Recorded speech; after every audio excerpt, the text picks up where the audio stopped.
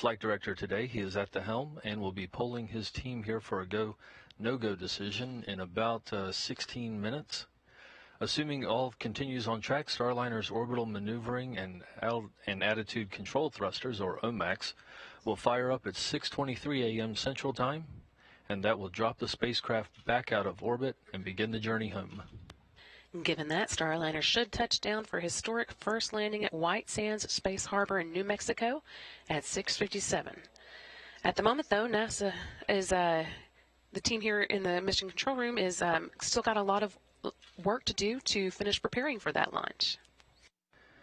And earlier in this shift, this team got a briefing on the weather at White Sands, which is looking promising today.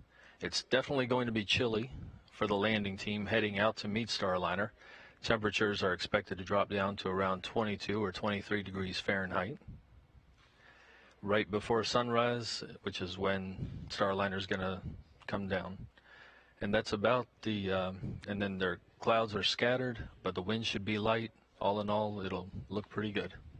Unfortunately, though, we have chosen the longest night of the year to bring Starliner home. Happy winter solstice to everyone.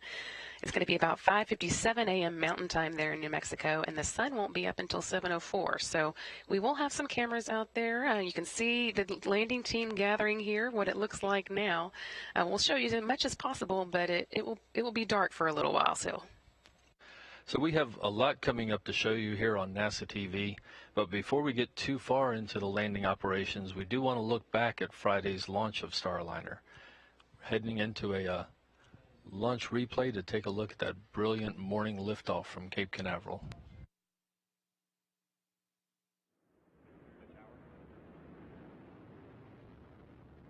Now 10 seconds into flight.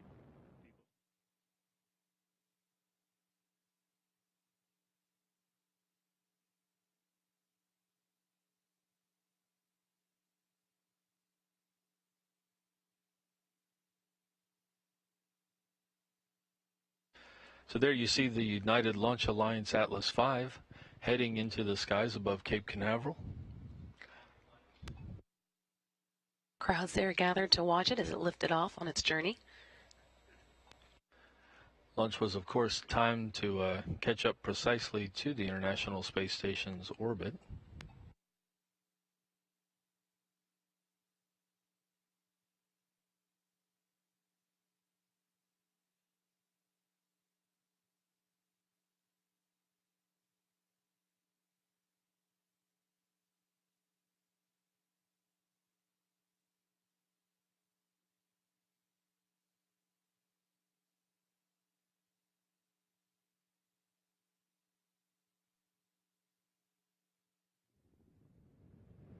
One minute, 20 seconds into flight.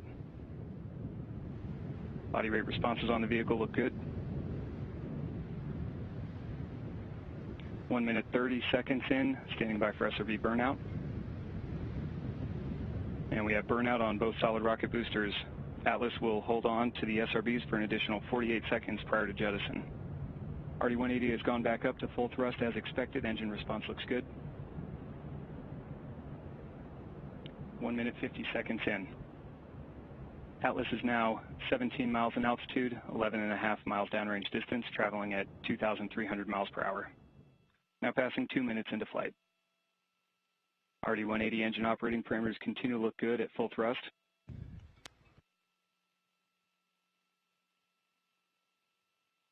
And at 2 minutes, 11 seconds into flight, the Atlas rocket now weighs just 1/2.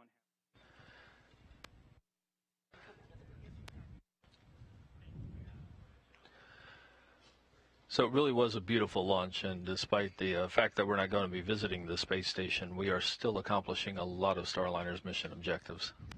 That's right. First up, there was the launch itself, which confirmed the human rating for the Atlas V rocket. Then yesterday, Starliner was able to establish a connection with the space station while the station was about 500 kilometers away to test out sending commands from the ground through the space station. We also got a good report card on Starliner's state and attitude knowledge demonstration. The 3 SIGIs, or the Space Integrated GPS and Inertial Navigation System units, were able to provide really good navigation. And we were also able to perform a good checkout of the system that would have allowed us to connect to the space station's docking adapter. And our anthropometric test article, Rosie the Rocketeer, is still strapped in the commander's seat and collecting data for us. We can't wait to see what she has to tell us when she gets back. Of course, there's been a lot of folks asking about Rosie, and she is still up there. Rosie and Starliner should be landing in 1 hour and 5 minutes now. But a lot still has to happen before touchdown, so we're going to take a look at what's ahead in the mission profile. 3.5 G acceleration limit. Engine responses will all look good.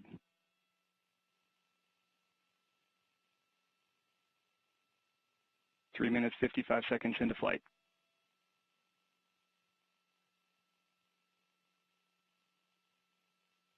And Centaur's begun the boost phase chill down sequence. And liftoff, the rise of Starliner and a new era in human spaceflight.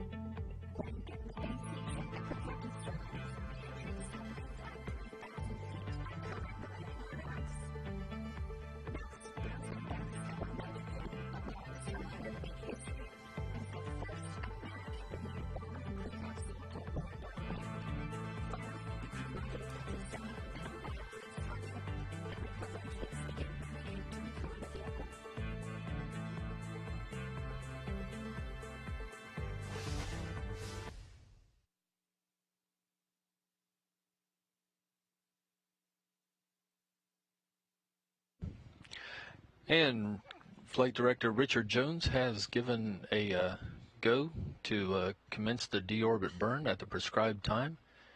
Coming up for setting the course for a landing by Starliner out in New Mexico, 1 hour and 2 minutes from now. Richard Jones polled his team, and everyone is go. That is pending one last bit of work that needs to be done on the propulsion officer's side, just making sure that manifold valve is open on the orbital maneuvering and attitude control system. That should happen about 10 minutes before the deorbit burn. So the first step in getting there, of course, and getting back to New Mexico is the deorbit burn, and that is coming up at 6:23 Eastern Time.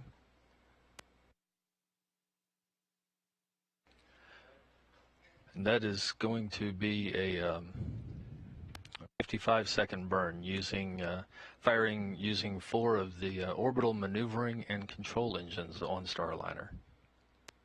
To get ready for that, the team here on the ground is disconnecting Starliner's solar arrays and radiators. The spacecraft has enough power to get home now, and its sublimators will take over cooling.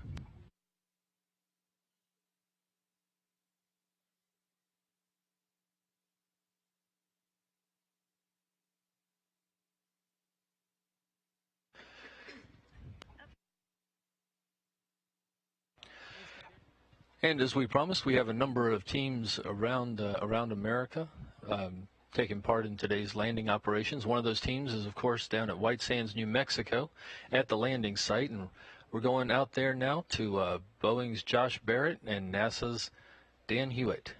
Our landings, I imagine this setup looks quite a lot different. How do you expect this to go? Yeah, it is vastly different. I mean, if you follow the International Space Station, we've been landing our astronauts in Kazakhstan in the Soyuz for several years now, and it's a lot of airborne assets. It's an extremely remote area, so there's no way to really drive on except in limited vehicles. One of the nice things about bringing landings like this back to America is we're much closer to cities, much better infrastructure, things like that. So it's great to see the convoy lined up. We've had a lot of exercises with the teams out here just over the last year or so as they've refined all of their procedures and everything to get ready for this landing. It's running like a well-oiled machine now. There's a bunch of different teams. Everybody's color-coded, so they all have their specific jobs, but it's great to see. Why don't we walk through some of the teams and what they're going to be doing today? Yeah, so let's start over here, Tim. Why don't you follow me? So let's go up here. We'll kind of go line by line for the convoy. So we have our command vehicle up front here. That's where our recovery operations leader is and our recovery director. Those are the two guys who are really in charge of this whole operation, make sure the procedures go exactly as planned. Right behind them, we have our gold team. They have a very important job. They're the first to the vehicle, and they actually sniff for hydrazine. Now, the crew module uses hydrazine as a propellant, and if it does turn into a vapor, it can be very toxic and damaging to your health if you inhale it. So they will be full up in escape hazmat-style suits protected from that hydrazine. They use these special sensors to sniff for it and make sure the rest of the recovery convoy can come up to the vehicle. Now, going over here, the next line, we have our silver team.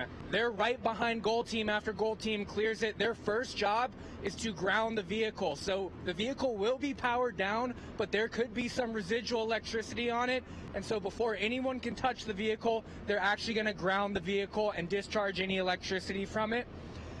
Then up next is blue team. That's us, or the blue vest. We're in charge of showing everyone what's going on. We've got situational awareness cameras, all of the microwave equipment to get back to our satellite uplink and make sure you guys can see this recovery effort. Next, we're going over here to the green team. So you see these big HVAC trailers right here. They're going to hook those up to the crew module to get some ground cooling on it. But their very first job, since it's so cold, it's 22 degrees, they're going to put an environmental enclosure on the crew module. It looks kind of like a big inflatable crew module-sized bouncy house, but it's going to wrap around the vehicle, hug it, and we're going to get some warm air on the crew module and make sure the propellant lines don't freeze. And then after them is the red team. They're a lot of fun to watch. They are mostly Boeing fire rescue employees. Let's go up here and so I can show you the mobile access platform. So here, that platform will get backed up to the hatch on the crew module. That gives our teams access to the hatch. Right now, since there's no astronauts on board, we're just going to open up the hatch. One of our engineers, Selena Dopart, is going to go inside and run a couple of tests. But on a crew landing, that's where the crew will come out of the vehicle and be taken into this medical truck right here behind me for their initial post-landing medical checkups. And that's pretty much the convoy. So I'm going to go back here over with Dan. Yeah, thanks, Josh. Great walkthrough. And as you can tell, he's really wanting to keep moving because it is pretty cold out here for the teams today. We are on the blue team, and we are going to be bringing you guys a couple of different views, hopefully, of the capsule today. There's a bunch of assets out here, one of which is just about 100 yards or so away from us. There's some tracker cameras on one of the main trucks that drive out here, the MDTV, the MLCC. So we have our MDTV, that's mobile data and tracking vehicle. It's got 3 cameras on it. 2 of them are visible, 1 of them is infrared, and since it's so dark out, that's probably what we'll be relying on. And then next to it, we have our mobile command vehicle, the Mobile Landing Control Center. Those guys are looped in with Houston, and you know, that's really our link back to mission control. That is where the notification that the crew module has landed will come through. They will relay that to us on our field radios, and this whole thing's going to get moving. Yeah, and so in addition to those assets, we'll have a couple more ground track cameras that we'll be looking to bring views of Starliner coming down for. And once again, we're going to have a WB-57 in the air, hopefully getting some views of Starliner as it's doing that entry interface, so plunging through the Earth's atmosphere, and then watching the parachutes come out, the heat shield jettison, a number of different things. So we are working to bring you all those views during the live coverage today. It is dark, so it's not going to be the prettiest picture, but we should have some great shots of Starliner coming down. And I do want to reiterate the teams we have trained. Actually, it was a couple months ago. We were right here at this very landing site, training in pitch black conditions. We were reporting at 1 a.m. It was quite a bit warmer. It was. It was. You know, we're ready for this here. The team's ready for it. We've been on site since 1 a.m. They are locked in and ready to execute and ready to recover the first American orbital capsule to land on land. Yeah, and there's going to be a couple of events on the way down, and I know Steve and Brandy are going to walk you guys through this quite a bit, but we're going to be looking for a couple of key things after that entry interface. So once they're through the atmosphere, that forward heat shield's going to come off and descend under parachutes. The drogue chutes are going to come out, and once those have done the initial steadying of the vehicle, the pilots will deploy and then bring out the main parachutes, which is going to do the vast bulk of the slowing. And then once we get down a little bit lower, I think a couple thousand feet off the ground still. About 3,000, yeah. About 3,000, that heat shield's going to pop off, and that's going to reveal the landing airbags, which will inflate and then allow Starliner to come down nice and soft on the ground. What's that final speed as we touch down again, Josh? It's about 28 feet per second. I know you asked for miles an hour. I think we're about 19 miles an hour. But that's still a very soft landing, especially under those airbags. All the testing we've done, even on worst case scenarios with airbags out, coming down faster than we predicted, the loads on the crew were actually lower than we predicted in our analyses. So that's a good surprise to have. Yeah, and a lot of the operations that we're going to see today will be very close to the exact same as when we have a crew on board. Some of the obvious things that will be different is we're not going to be pulling anybody out of the capsule today. We don't quite have all of the same medical personnel that would come.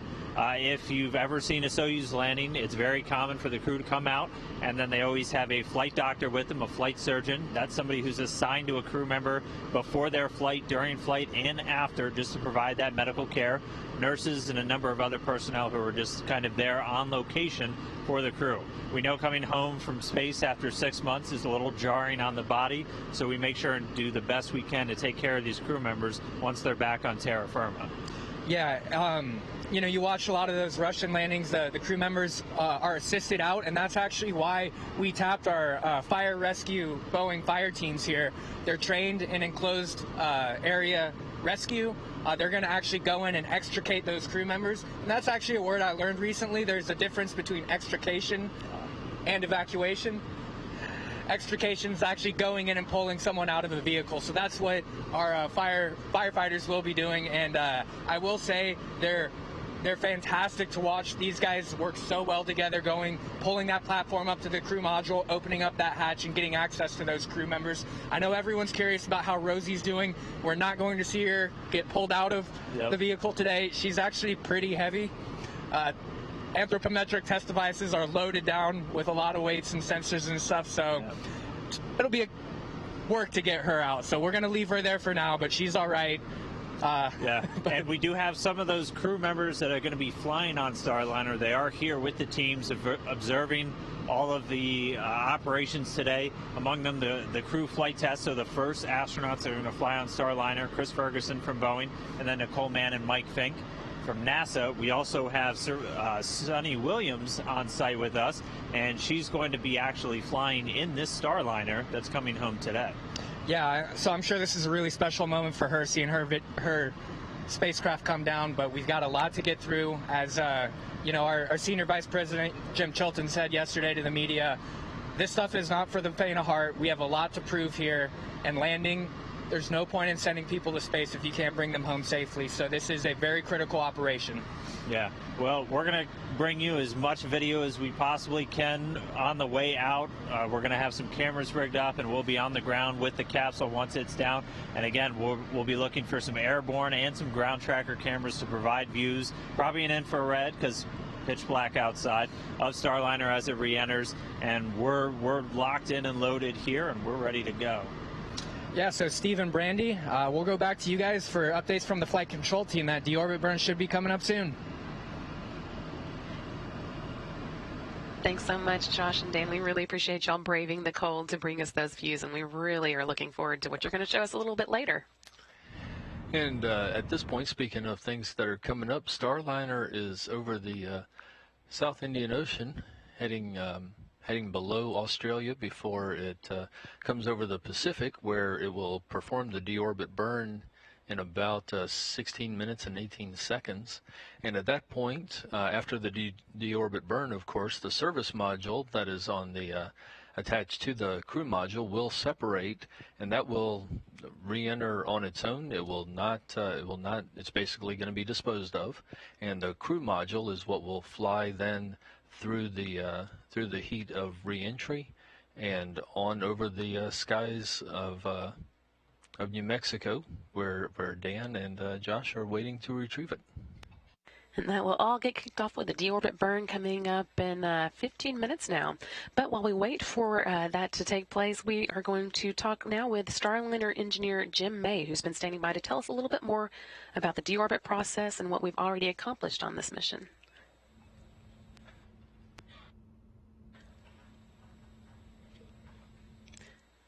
Responsibility on this program is making sure that the way we train is safe enough for us to fly. The astronauts are actually pretty easy to work with, so we make their flight more difficult. Nominally, we want a flight to go fully autonomous all the way to station with no problems. But in the event of an emergency, we have to train the crew to be able to react to those emergencies in a safely and timely manner. So we make their job as hard as possible by adding as many problems as we can during the training sessions. Chris Ferguson was my hiring manager. He was the first person I talked to on this program when I got started. And so making sure both your friend, your manager, your astronauts representing your country, making sure that they're safe is extremely important to me.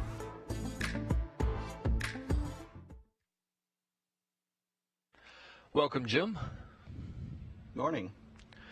Jim, one of the questions we've been asked is whether the mission elapsed time problem that crept into the orbital insertion burn could cause an issue today during this phase, during this deorbit and landing phase.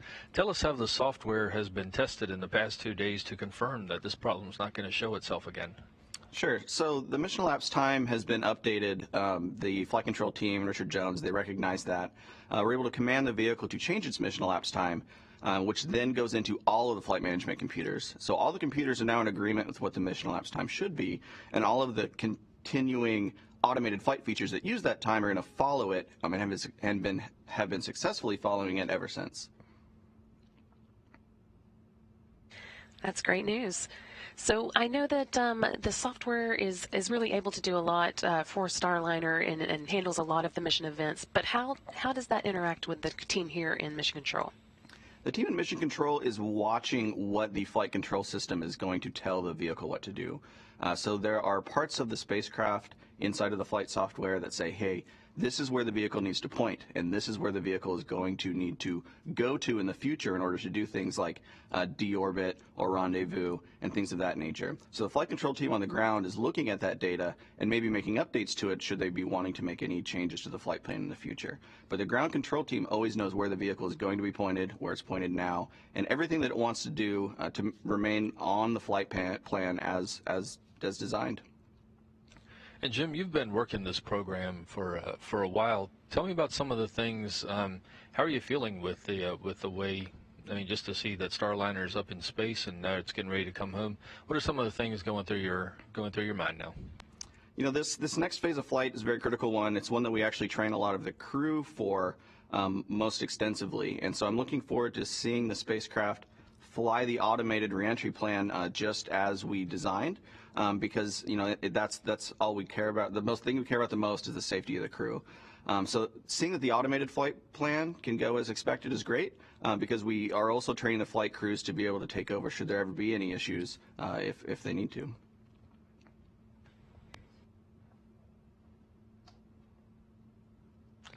And Jim, when you look at some of the other aspects of this flight, the brilliant launch yesterday, and how tough was it for the team to execute some of those demonstrations that were performed? Was that a problem at all, or did Spacecraft really perform the way it was supposed to?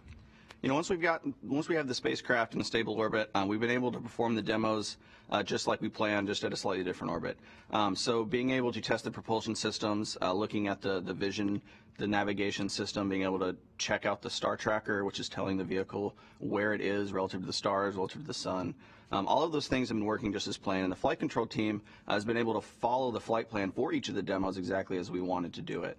So all the systems have been working nominally since then, and doing everything we need to do to check out the vehicle for crewed flight. And I guess coming up will be another big demonstration with Starliner making its way back to Earth. Exactly.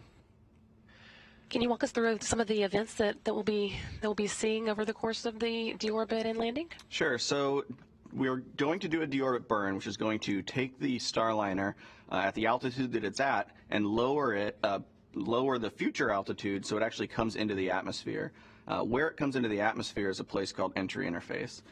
Once the spacecraft enters the atmosphere, it is then going to start controlling itself by doing turns and firing its thrusters to keep the spacecraft coming down towards our preferred landing zone at White Sands.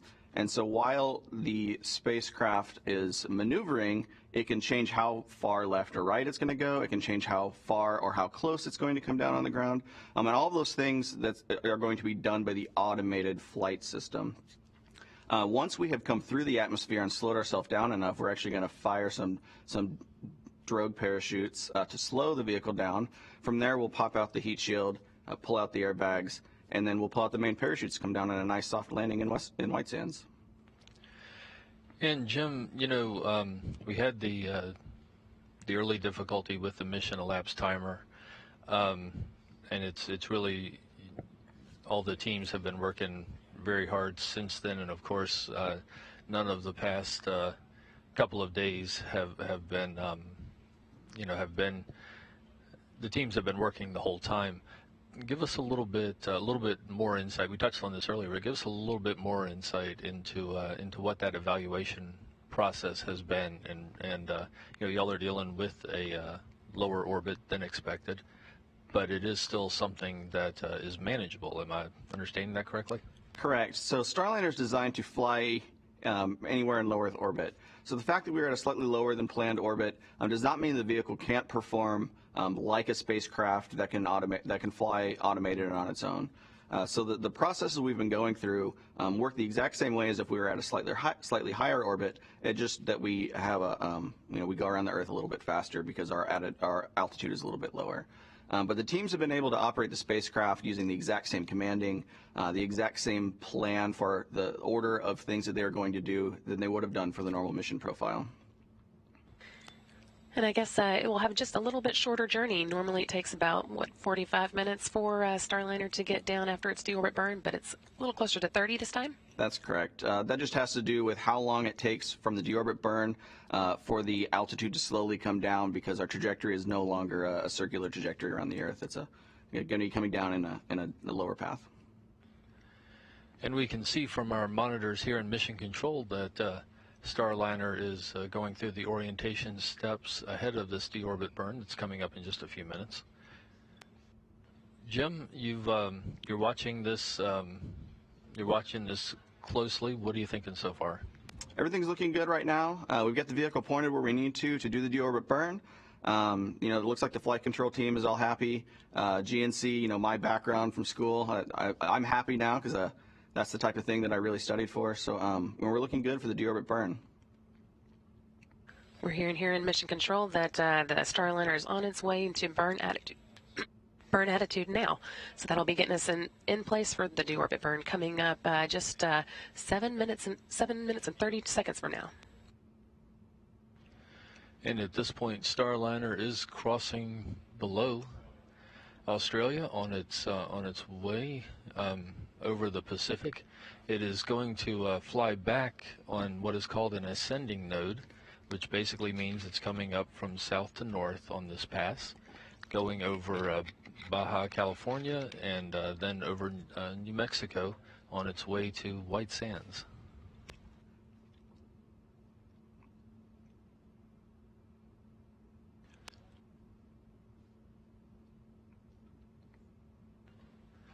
part of the team here, of course, that's been working throughout this mission, the flight directors, they each have their own teams, and the on-orbit team is led by Bob Dempsey. Bob Dempsey is an astronomer at first and is a veteran flight controller for Space Station and now for Starliner. Here's a look at Bob Dempsey.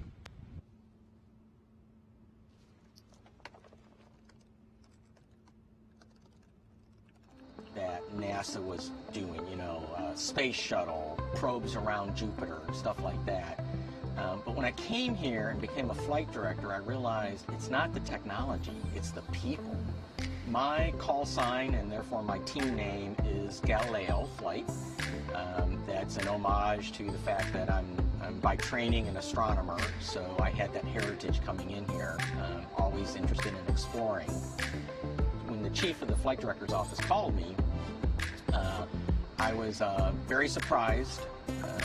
Of course, I'd applied and hoped to be selected, but I really thought the odds were pretty limited because it's a small contingent of people. In fact, there's been less flight directors than astronauts in the history of NASA.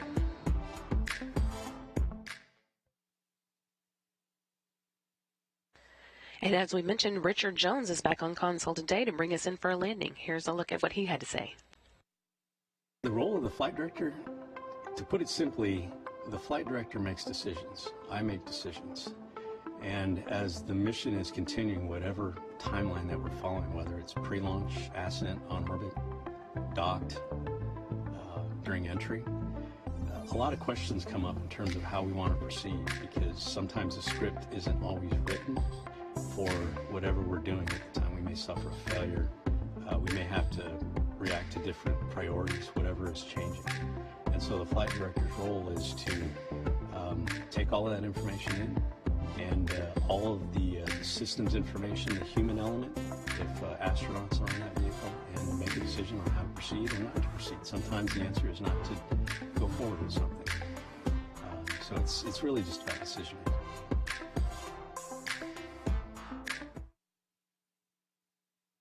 The other members of our STAR team of flight directors are Ed Van Cise, who was covering the what we call the third shift, and also Mike Lammers, who is sitting with Richard Jones today. He's been kind of the weather flight director for both launch and landing.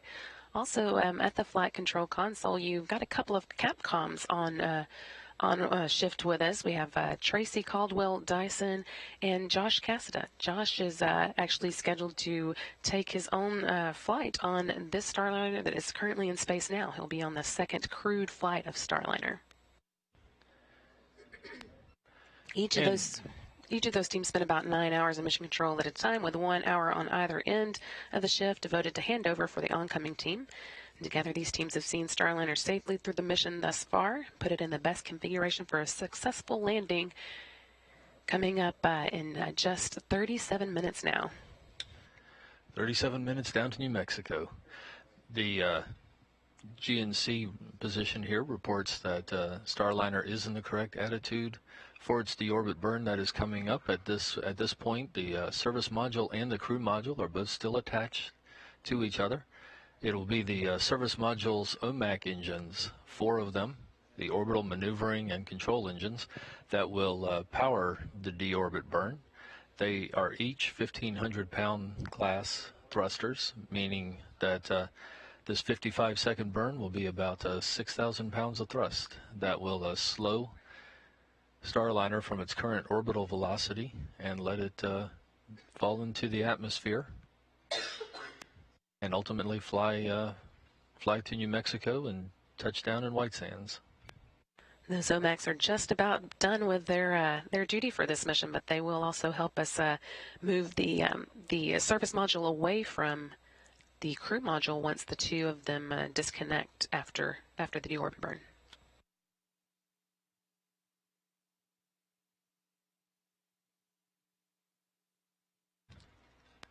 That burn's coming up in just a little over 2 minutes now. Everything still looking good here in the room.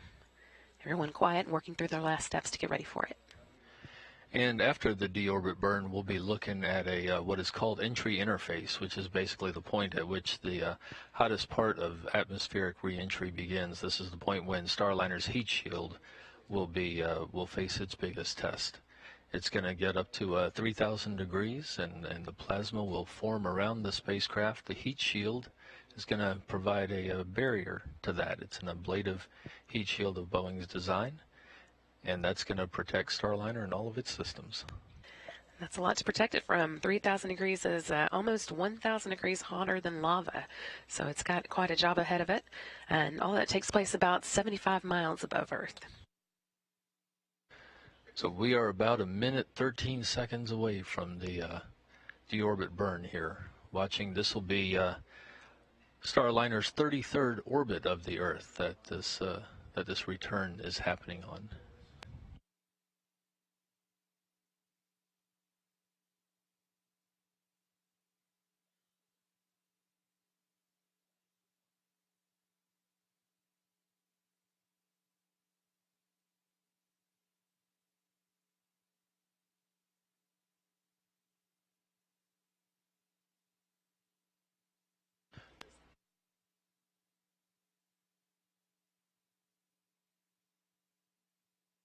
"30 seconds to go now until the deorbit burn begins. Again, it'll last about 55 seconds in all.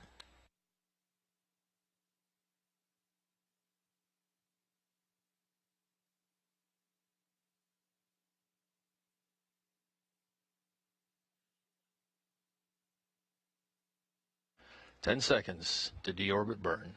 8, 7, 6, 5, 4, 3, 2, 1.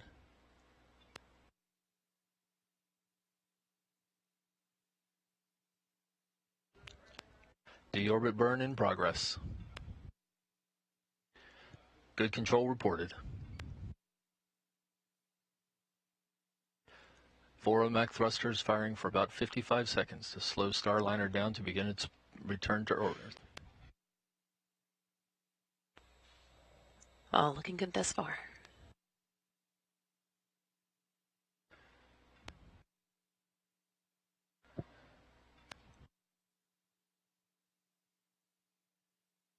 "40 seconds in, about 15 more to go. Starliner, we can see, is maintaining its attitude. OMAC thrusters are firing. Smaller RCS thrusters are keeping the spacecraft in its position.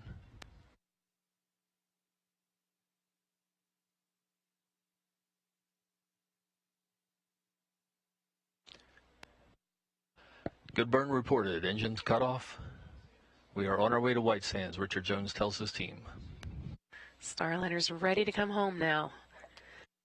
Next up, as we were just talking about, is the entry interface. That'll be coming up in about 16 minutes. But before that, Starliner does want to get rid of the service module so that the crew module can make its way home on its own.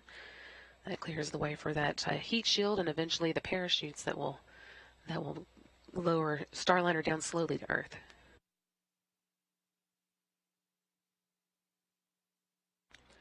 So Starliner is on a path coming home now. Its speed is dropping, and we will soon be jettisoning the service module as noted, but we are definitely on the way home to White Sands. Moving into attitude to get rid of the service module now.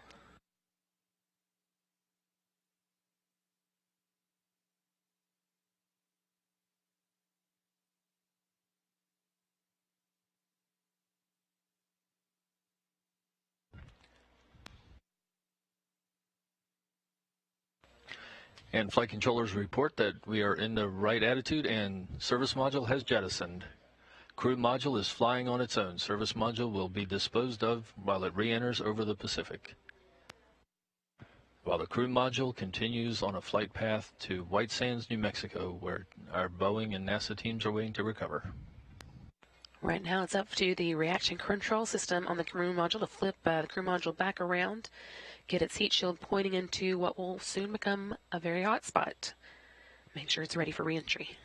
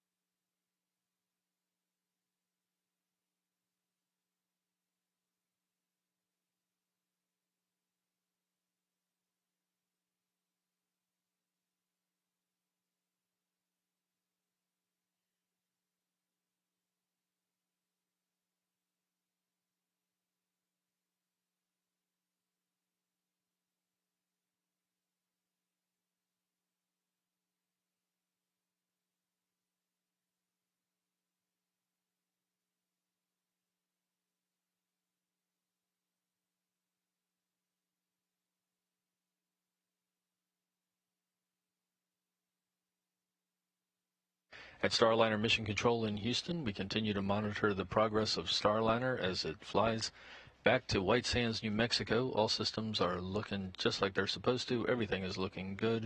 The crew module is positioning itself for the re-entry. We have entry interface coming up in 13 minutes, 40 seconds.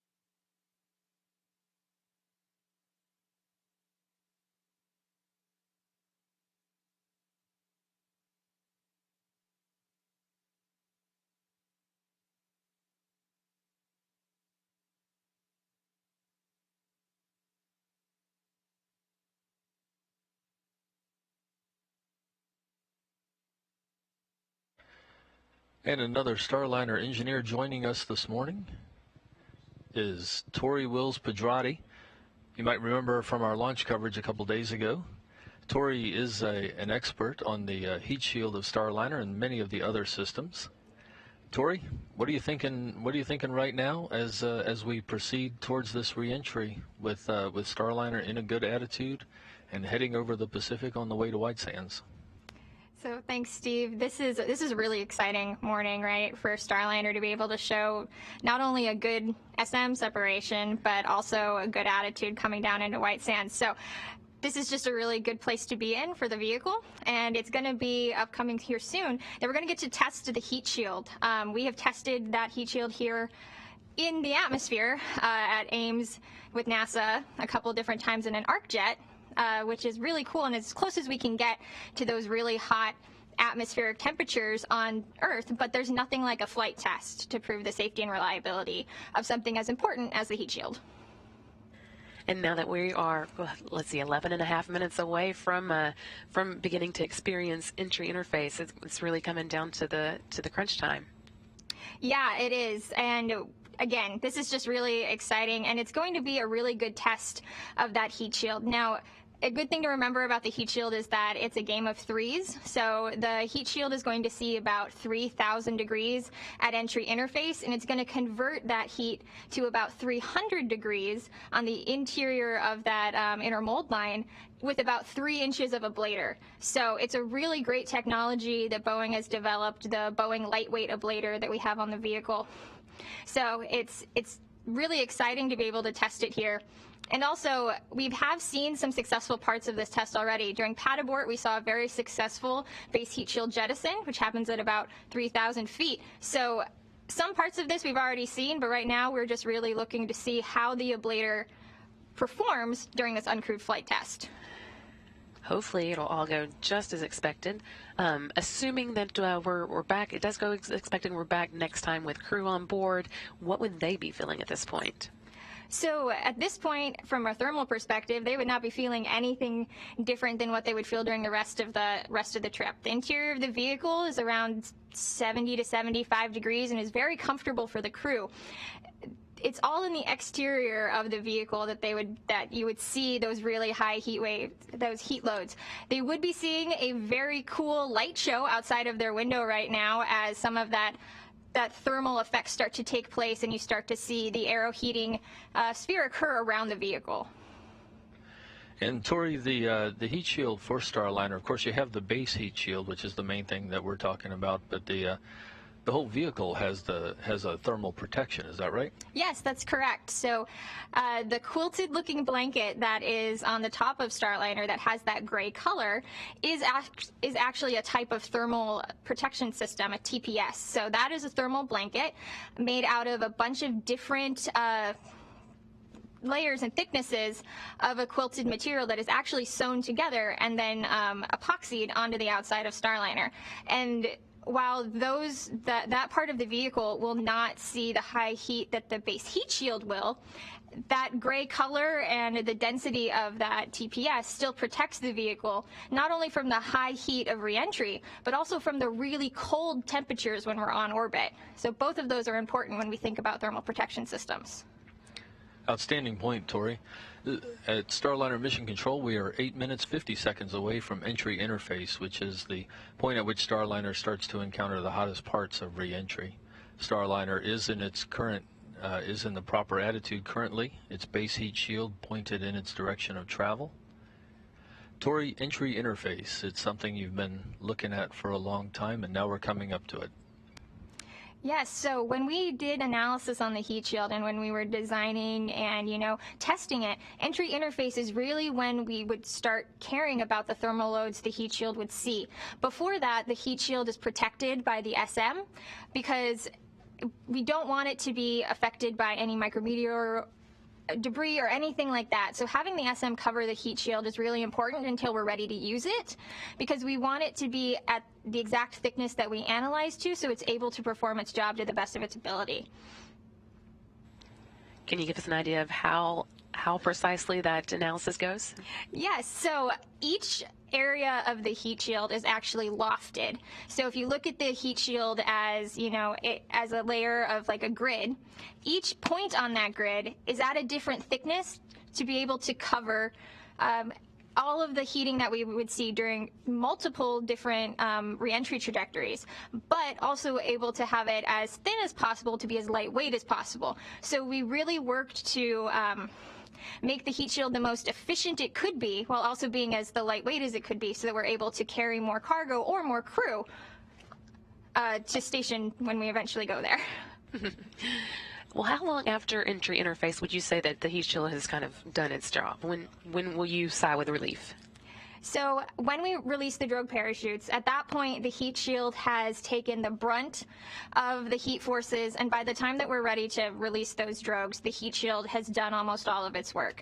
We performed analysis all the way up until the heat shield will actually drop at about 3,000 feet, but once we start releasing those parachutes, I'm going to have a big old sigh of relief. Now, when the vehicle comes back, and if we get any shots of that, the ablator is going to look black. It's going to be charred. It's going to have that sort of crusty looking appearance. And that is exactly what we expect, because how an ablator works is it transfers heat into gas. And by doing that, it chars the material.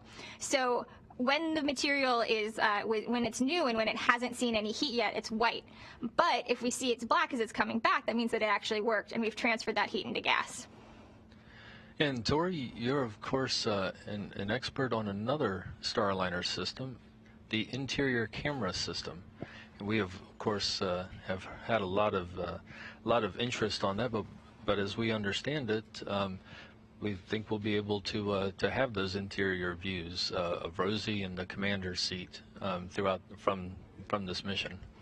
Yes, that's correct, Steve. So the interior system for the camera, for OFT, it's recorded, it was supposed to record the entire flight. We definitely got all of the uphill. And then when we got into our orbit and we were stationary, we did have to do some powering down. So the camera system was powered down for a short amount of time, but then it came back on and we powered it back on as we started to do reentry. So we'll be able to see Rosie and Snoopy, not only on the uphill ride and as we orbit a little bit, but also during this reentry. So that's going to be really valuable engineering data for the teams to be able to see how Rosie is affected, as well as using her sensor data. But also, it's going to be great to be able to show the American public what sort of ride they expect. We have 4 cameras in the vehicle, and one of those is actually pointed out the window. So you're going to see some really cool, hopefully, views of the Earth, and then, that heat that we expect around the heat shield during reentry. So excited to get that off the vehicle when it gets home. It's an exciting time. We did have a Starliner performance deorbit burn at 6:23 a.m. Central today, putting it on its journey back towards a landing in New Mexico, just 20 minutes away from now. We'll be coming up on that entry interface that we've been talking about in about 4.5 minutes, but we'll keep talking with Tori for a little longer. So Tori, speaking of the camera system, it's of course made for the crew that's going to be flying this same vehicle after PCM, and of course before that there'll be the crewed flight test mission with Boeing astronaut Chris Ferguson and NASA astronauts Nicole Mann and Mike Fink. What are some of the models that you followed before for really what the crew wants to show, what's important to them to be seen?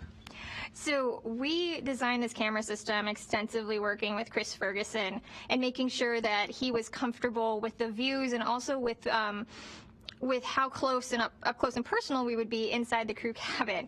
So that sort of data that we're going to be able to get from 4 different camera views on the interior of the Starliner is going to be really valuable to training astronauts in how to use our systems down the road, and also to sharing the Starliner story with the public. Now, for CFT, we're going to have some enhanced capability.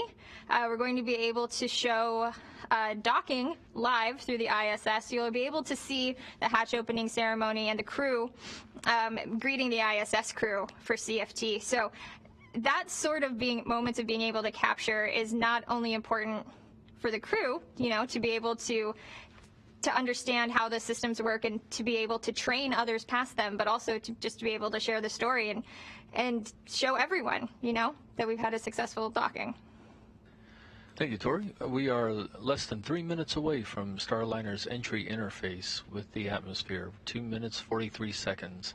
This puts us at 18 minutes 31 seconds from landing at White Sands, New Mexico.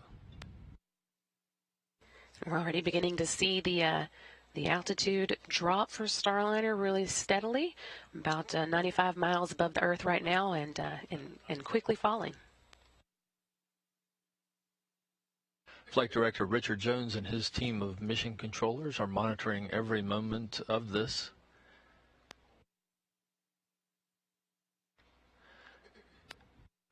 Currently, Starliner reports 147,000 feet.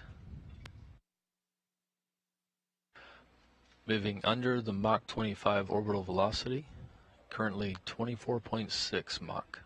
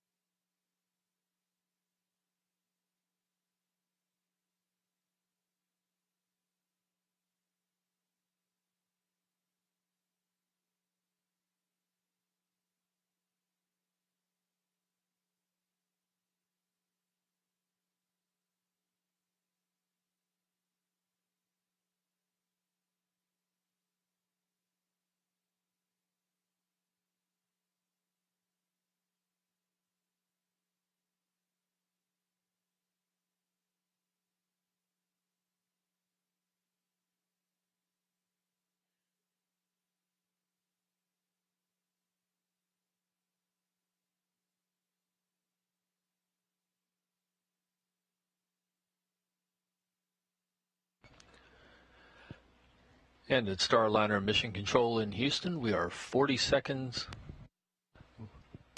We are 40 seconds away from entry interface, now 34 seconds. Starliner continues in the proper attitude. Altitude 127,000 feet. 127,000 meters. Apologies. 126,000 meters.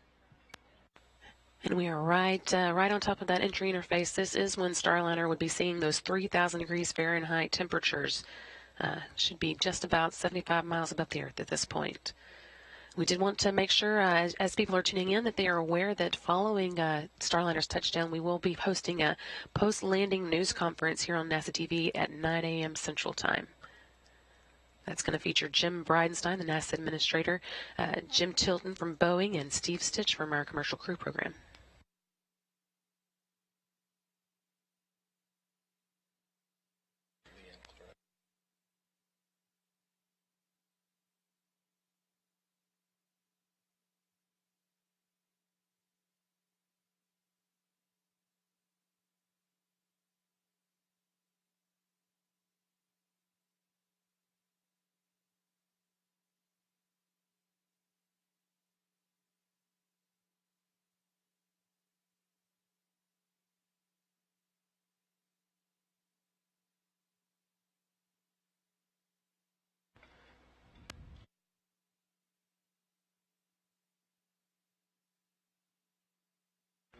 And Starliner is a minute into entry interface into that phase of maximum heating during this re-entry back over the Pacific.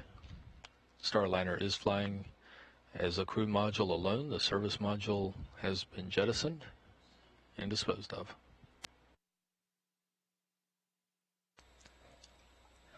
Altitude 104,000 meters.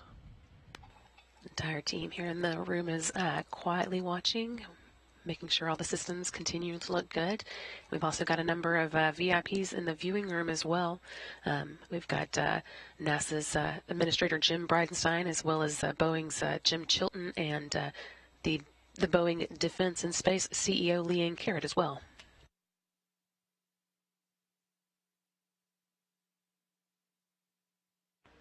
And we are seeing now on the landing track here in Mission Control as Starliner moves over the Pacific.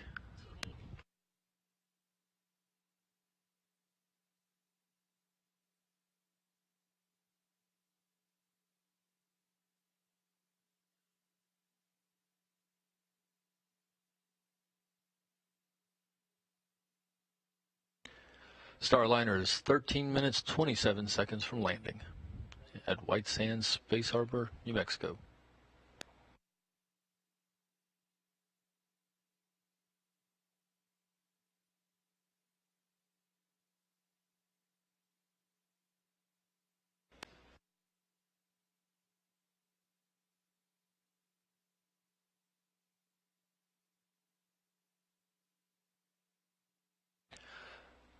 Starliner is entering the expected blackout region when the plasma forms over the spacecraft and the antennas cannot adequately communicate with the overhead satellites.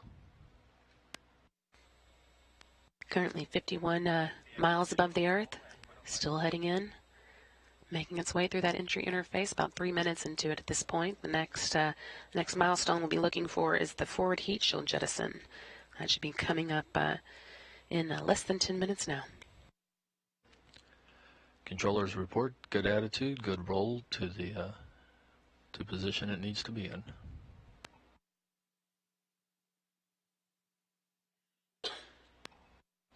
Starliner at 75,000 meters.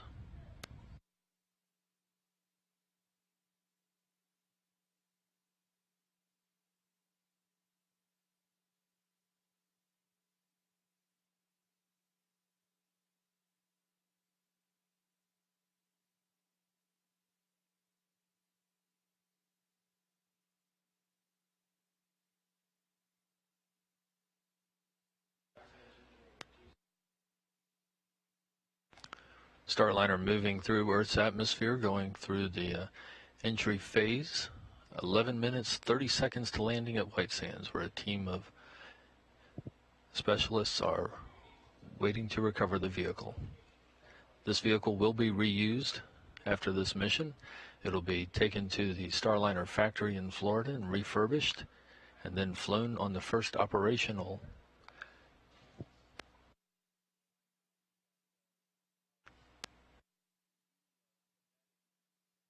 It'll be flown, slated for the first operational mission.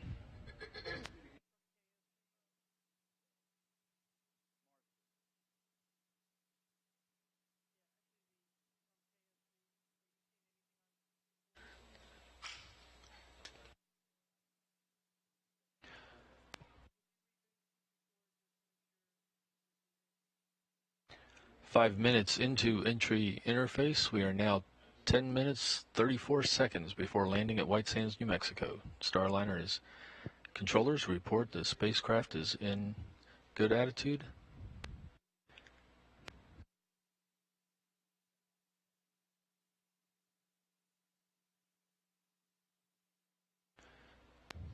About 5 minutes away from when we expect that forward heat shield jettison.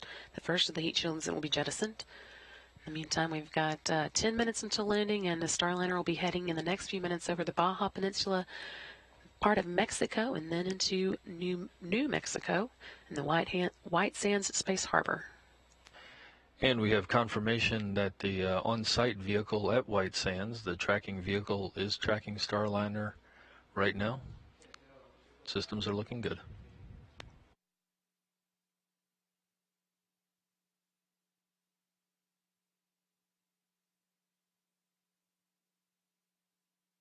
Nine minutes, 30 seconds to landing.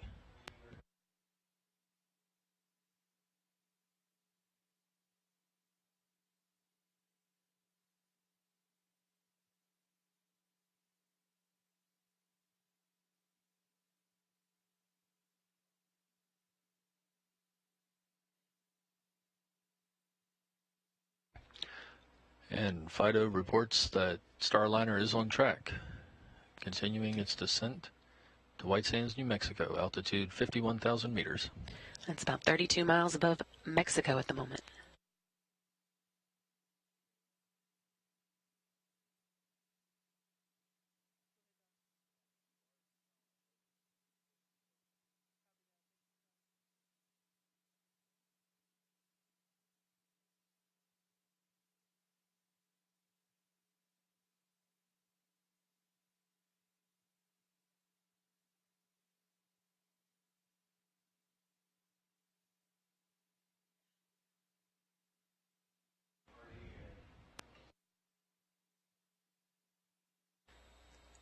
Getting our first views.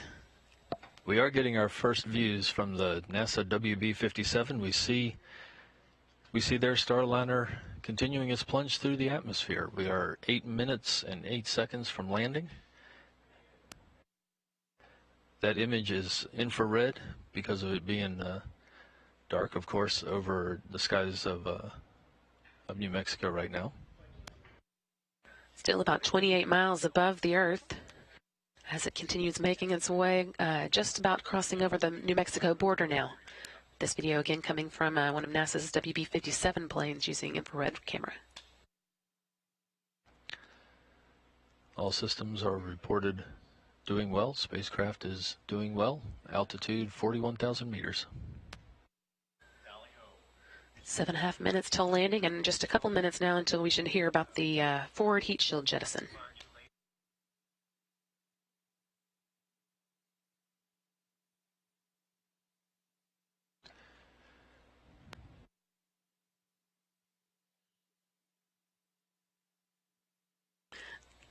Great view here. Can't see much since it's dark, but it's good to know that Starliner is on its way home, and this is actually a little better than I was hoping, considering that it's in the middle of the night in New Mexico. Very good to see this. Very good to see this. Everything is looking, that image is exactly what we expect. The thermal protection system on Starliner, of course, protecting the spacecraft from the heat of entry. Slowing speed down, now Mach 3.5. Of course, orbital velocity is Mach 25, so that gives you an idea of the velocity change. Now 17 miles above New Mexico.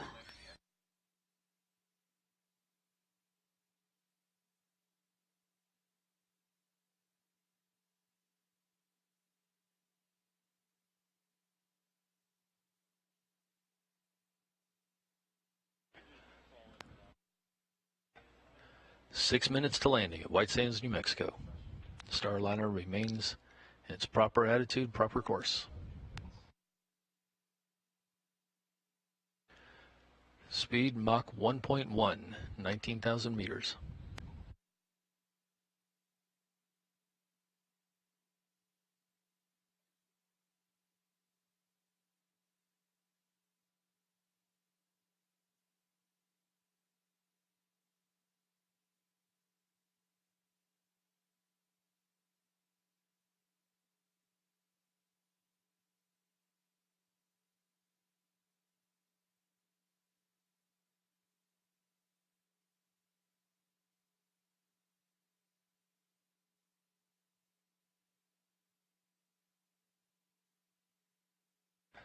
Landing recovery team has visual on Starliner as it comes down.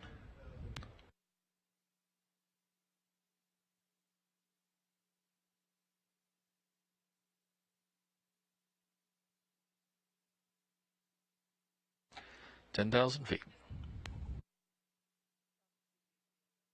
It's about 6.2 miles still above New Mexico, but we did just Forward get heat shield deploy.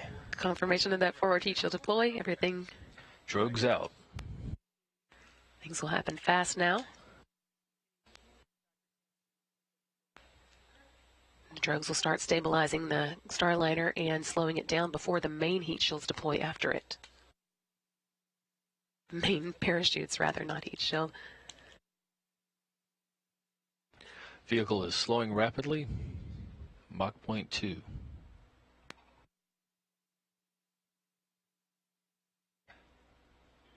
And landing site reports the sonic booms as Starliner came over.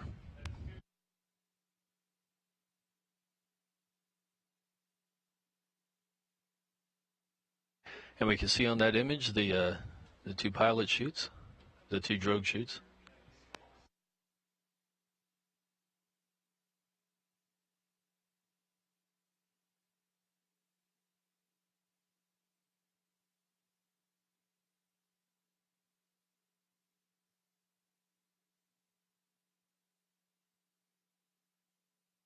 Three minutes, 30 seconds from landing.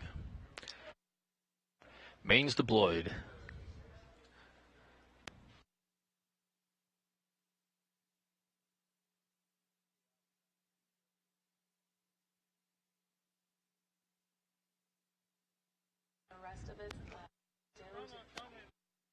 And we see three main chutes. Three main chutes. Billowing up, we have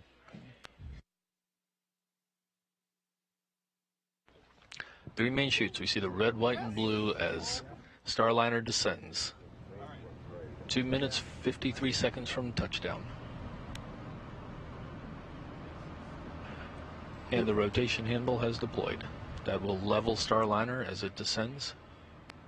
Base heat shield has jettisoned. That is the base heat shield falling away as planned. Airbags are inflating. And that is the last of the milestones. So now all that's left is for Starliner to float down to the surface of the desert in New Mexico. Everything continuing to look good on this camera that we're getting from the WB-57 cameras, infrared cameras, giving us as good a view as we could expect at nighttime. 2 minutes, 12 seconds to landing. Starliner descending under three good main chutes.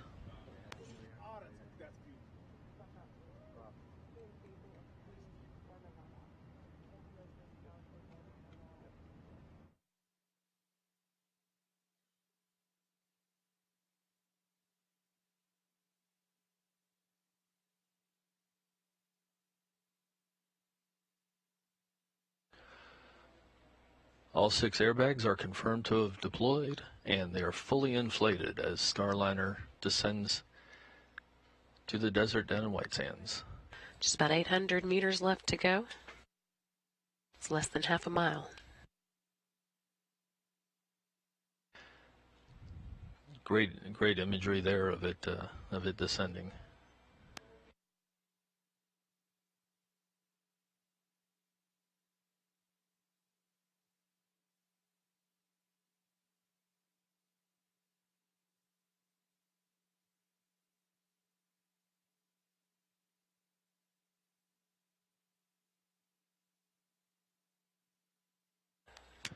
Less than 1 minute to landing, less than 1 minute to touchdown at White Sands, New Mexico. Starliner floating smoothly and softly under three main parachutes.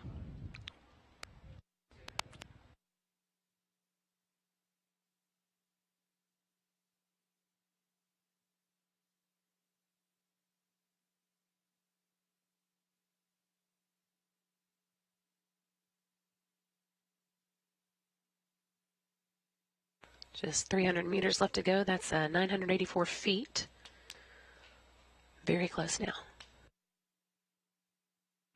20 seconds. 20 seconds to landing the first Starliner flight test vehicle.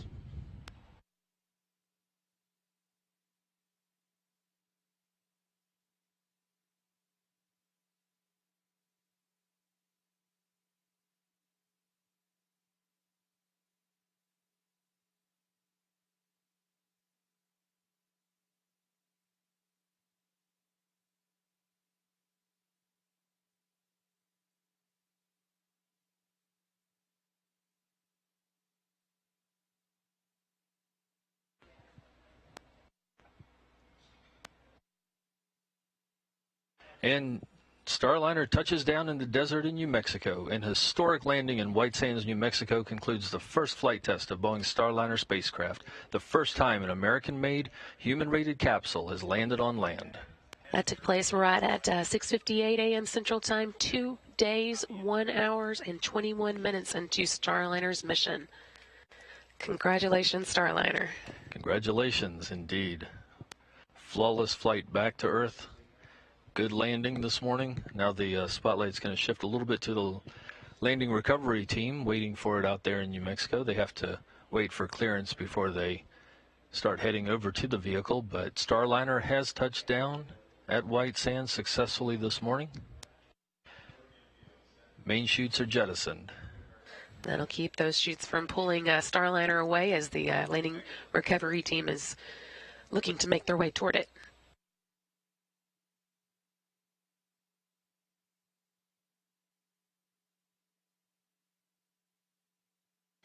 Once again, today's landing time was 6:58 a.m. Central Time or 5:58 a.m. Mountain Time local for Starliner. That again was 2 days, 1 hour, and 21 minutes into Starliner's historic orbital flight test. And Starliner systems have switched to ground mode. Right now, that means the vehicle is taking the steps it needs. Mission Control remains in command of the vehicle. We will soon see the landing recovery team head out. And we're going now to Boeing's Josh Barrett out with the landing recovery team. Josh, it was a beautiful landing from here. I can only imagine how it is from there. Steve, it was a beautiful landing from here. We had a spotlight on the ground. We could actually see some of those ordnance fires up in the upper atmosphere when that forward heat shield was deploying. We could see the strobing light on the vehicle all the way down, and then when those parachutes deployed in the spotlight, it looked almost ghostly as it drifted down and touched down at 5:58 here. As you can see, we are moving in the convoy right now. We've got our H2, which is actually the connection that I'm talking to you guys back from right now, right in front of us. Our recovery operations leader, we call him Roll. He's in contact with the recovery operations coordinator. That's rock and roll for you. They are leading us out to the crew module. I can actually see it strobing out in the distance on the horizon. We have the GPS coordinates locked in. That strobe is still going on, so we're just going to follow that all the way into the crew module. And then once again, Gold Team will be the first to approach the vehicle. We heard the radio call that there's no hazardous conditions for the LRT. That's the landing and recovery team. But we still want to make sure that everything is safe before the teams get around the vehicle. So again, Gold Team is going to approach the vehicle, sniff out, make sure there's no residual hydrazine on the outside or there's no propellant leaks. Silver Team is going to go in and discharge the vehicle, and then Green Team is going to go in and start getting that environmental closure around the vehicle and get some ground heating to it because it's so cold. We want to make sure those propellant lines don't freeze. And then the red team moves in, gets access to the hatch, and then I think we'll probably wrap up this broadcast right around hatch closer. When there's crew members in there, obviously we'll stick around until everybody's out, but you know, today getting that hatch open and getting access to the interior is really the final big milestone for the landing and recovery team. You know, over to our east, we're starting to see the sun come up, so hopefully we'll have a little better lighting for you as we get into these operations, but you know, just a great feeling out here, hearing crew module touchdown on the radios just gave everyone here chills. There's a lot of cheers. Very happy team, and they're ready to rock. So back to you guys, Steve. Thank you, Josh. So great to hear that. Richard Jones, flight director here at Mission Control, said that looks like it's going to be a smooth ride for CFT, judging by how softly and smoothly this OFT vehicle, this orbital flight test vehicle, came down this morning. I'm sure the astronauts on their way to see it will get their assessments as well. Hopefully, be just as enthusiastic as that. I know they're excited to be there. Just a reminder, we've got a lot of work left for this team here in the room, but in just a little while we will be going to a post-landing news conference. That's going to be at 9 a.m. Central Time. So we've still got a couple of hours to follow along with Starliner activities here on the ground. But we will be hearing from Jim Bridenstine, Jim Chilton, and Steve Stitch at that time. Again, 9 a.m. Central. And also the landing team there in New Mexico, there in White Sands, reports that, quote, "We hit the bullseye." So Starliner came down exactly where it was supposed to, right at White Sands, right where it needed to be. It was a spectacular entry this morning, and of course, remarkable images coming down as it. We're also getting our first look through the darkness at the Starliner capsule as it sits on the desert floor there in White Sands. This picture is from our landing recovery team as they move out towards the spacecraft.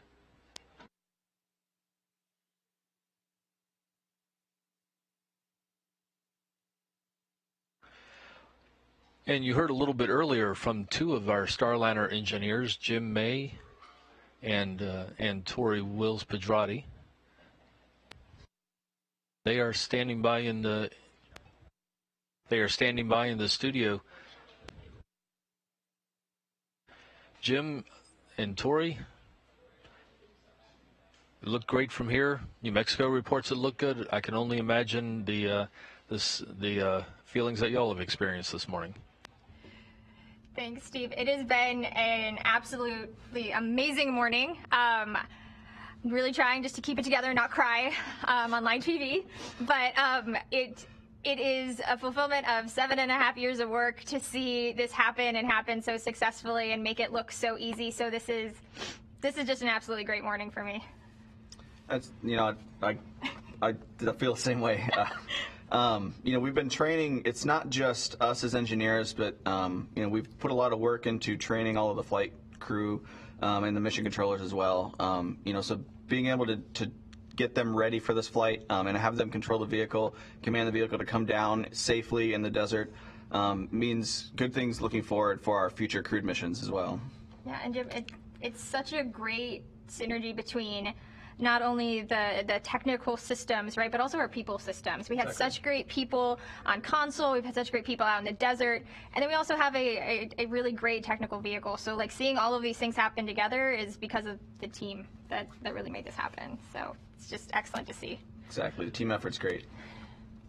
And for those just joining us, about 8 minutes ago, Starliner touched down on the sands of White Sands, New Mexico at 6:58 a.m. Central Time, 5:58 a.m. local Mountain Time out at White Sands.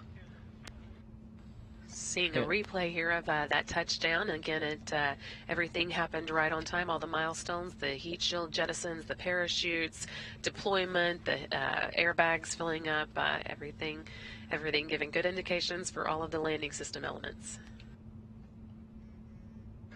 A lot of activities, of course, took place. The spacecraft in control of them during that final descent.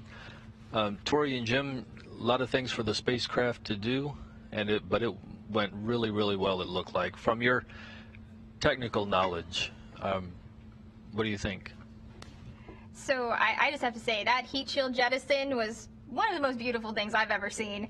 It looked really good from this end. I'm really excited to see some of the more up close images that I'm sure we're going to get from the ground team, and also be able to really dig into the data from the vehicle now that it's back here on Earth. I don't think we could have had a better flight. Yeah, and the vehicle, we simulate this reentry, especially with the actual flight crews and the mission controllers for the uncrewed flight. But seeing the vehicle nail the bullseye, all of the separation and ordnance events happening exactly when they plan to, means that we've done a really good job of modeling and planning for our flight with our simulations, the way that we train everybody. So seeing that work just as we plan means that we've got a good background moving forward into our future flights. And just a reminder that here we are about 10 minutes after landing. And the Starliner landing recovery team is making their way out to the spacecraft. We will hear more from Josh Barrett and NASA's Dan Hewitt as they get closer to the spacecraft, coming a little bit later. We are talking right now with Boeing's Tori Wills-Pedrati and Jim May, both engineers in the Starliner systems. You're also seeing some of the replays of Starliner's very successful very smooth landing this morning in New Mexico. Jim, you have the you've both, of course, been working throughout the last couple of days. When did you, Jim, when did you first breathe your sigh of relief as you watched it come down this morning? I don't think I really let myself start deeply breathing until we hit the landing. When the mains came out, that means we're coming down slowly, but you really want to make sure that the vehicle comes down soft and safely, because that means soft and safe for the crew. And so once it hit the ground, I let out a deep sigh, but a happy one. I mean, this is also just a big moment, right? Because we landed an American capsule on land with an airbag system. It's like the first time anybody has done this. So this is just really exciting to be a part of this. Right, and us coming down safely on land means that we're going to have the vehicle safe and ready for Sunny Williams to fly on her next mission. That means that we can safely bring back the cargo that we're planning on bringing back from station on the future flights, so we can get the research continuing, immediately after landing. We're hearing that Richard Jones here in the flight control team has handed authority of the vehicle over to the landing and recovery team. For Tori and Jim, I know that you would probably love to be there. What would you be looking for if you were able to be on site?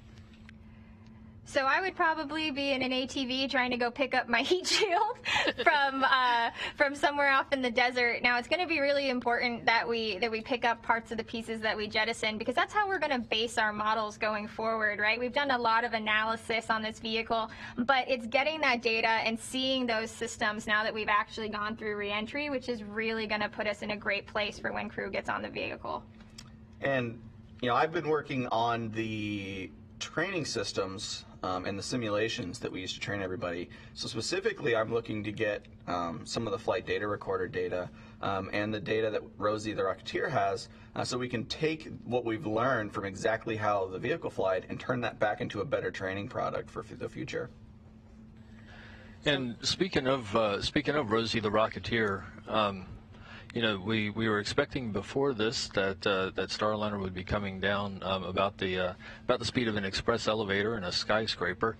Is that kind of realizing that you're not in the control room? But I mean, is that kind of the way it looked to you? That's the way it seemed to be. Yes, the landing looked exactly like we had in the simulations. So everything looked great. Nice soft landing for Rosie.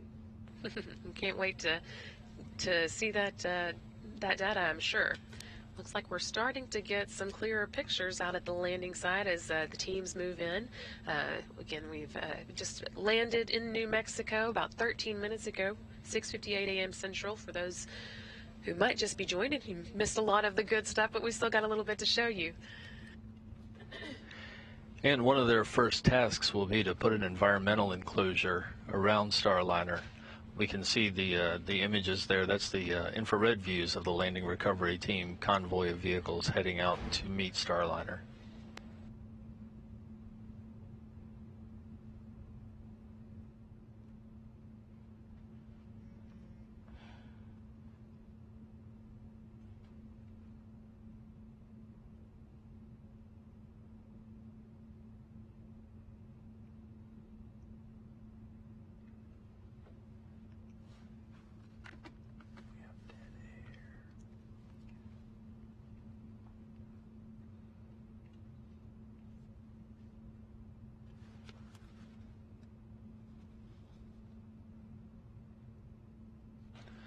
And a quick reminder that we will be going out, we hope to be going out to Boeing's Josh Barrett shortly with the landing recovery team. He's in that convoy of vehicles. He is part of the blue team, as they're known. They're divided into different teams of specialists depending on their tasks for Starliner recovery.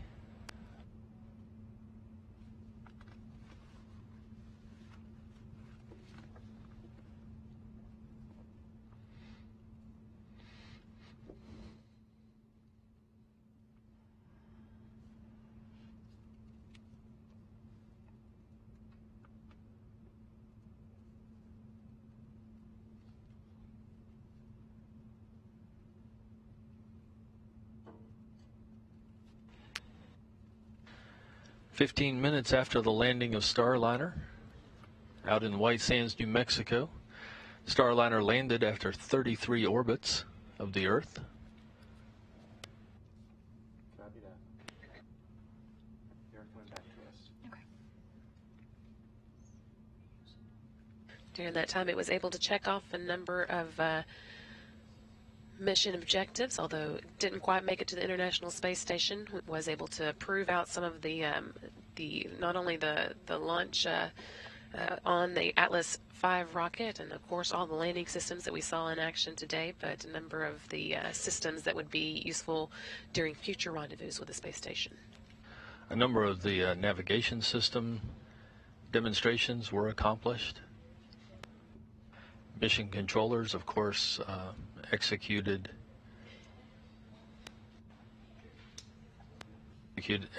their operations, all while keeping an eye on Starliner. And Starliner, in fact, was able to connect with the International Space Station, though it didn't visit, and teams here on the ground were able to send commands from the station to Starliner. Once again, a reminder that coming up in about an hour and 45 minutes, that we're aiming for 9 a.m. Central Time, we will have that post-landing briefing when we expect to hear from Jim Bridenstine, Jim Chilton, and Steve Stitch.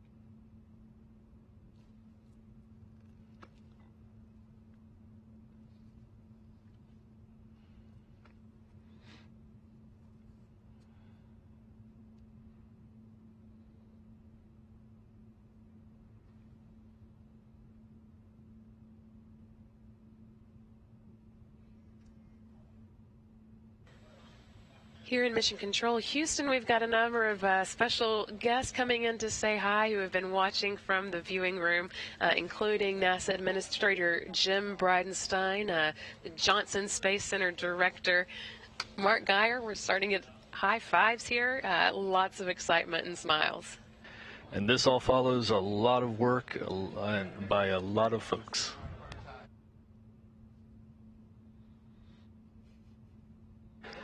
Also joining Bridenstine, NASA Administrator Jim Bridenstine this morning is Boeing's Leanne Corrett and Jim Chilton. They are both congratulating the Mission Control team here in Houston for the work that went into this morning.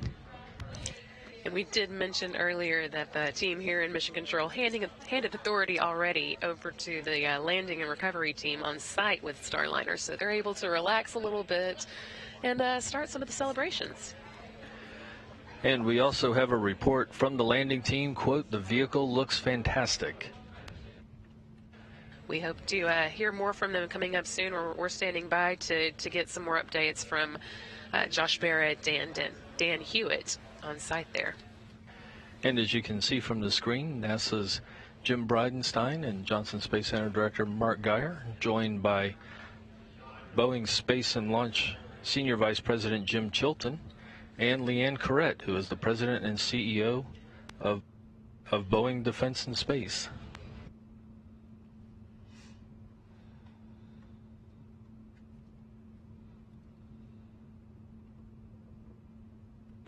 Both Bridenstine Boeing and Defense. Chilton will be joining us again for that post-landing news conference that's coming up at 9 a.m. Central Time, and they'll also be joined by Steve Stitch, who is the Deputy Director of the Commercial Crew Program for NASA.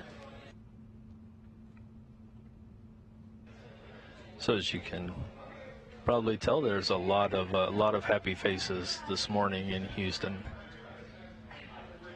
There we see Leanne with Flight Director Richard Jones and Mike Lammers and Bob Dempsey.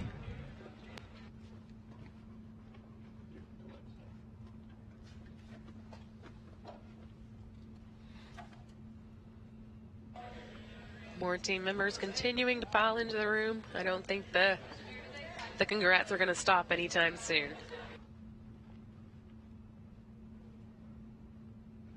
It's been 20 minutes now since Starliner landed in New Mexico. That took place again at 6:58 a.m. Central Time, or 5:58 a.m. Mountain there in New Mexico. And took place at 7:58 Eastern Time there at the launch site.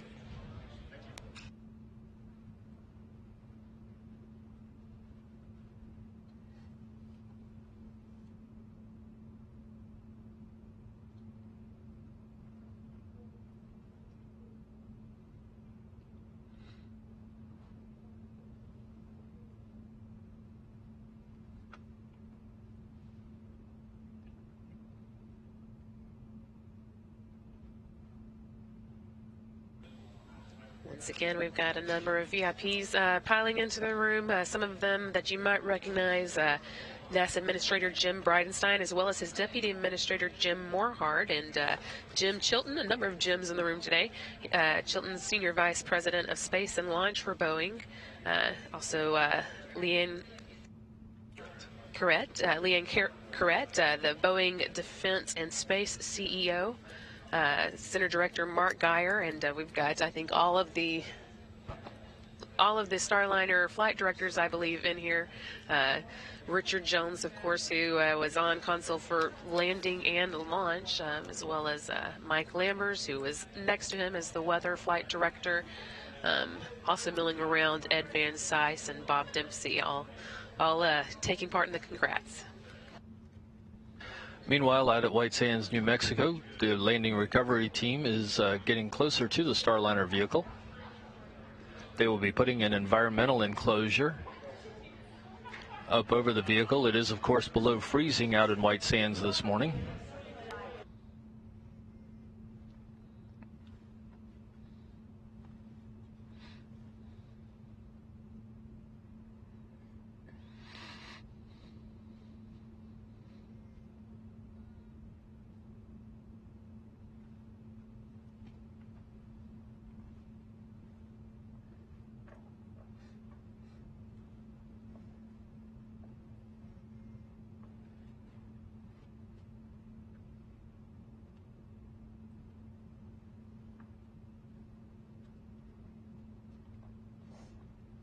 And we are seeing some imagery, some regular imagery coming from White Sands, New Mexico here in the control room.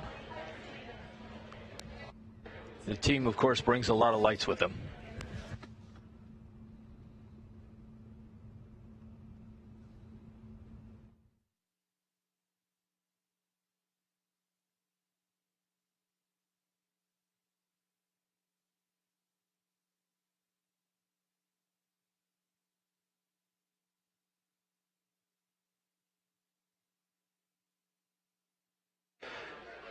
And we are hoping to reconnect with the blue team, part of the landing recovery team. We're just waiting for the communications link to be completed. Starliner is in very good shape, landed almost 24 minutes ago. White Sands, New Mexico.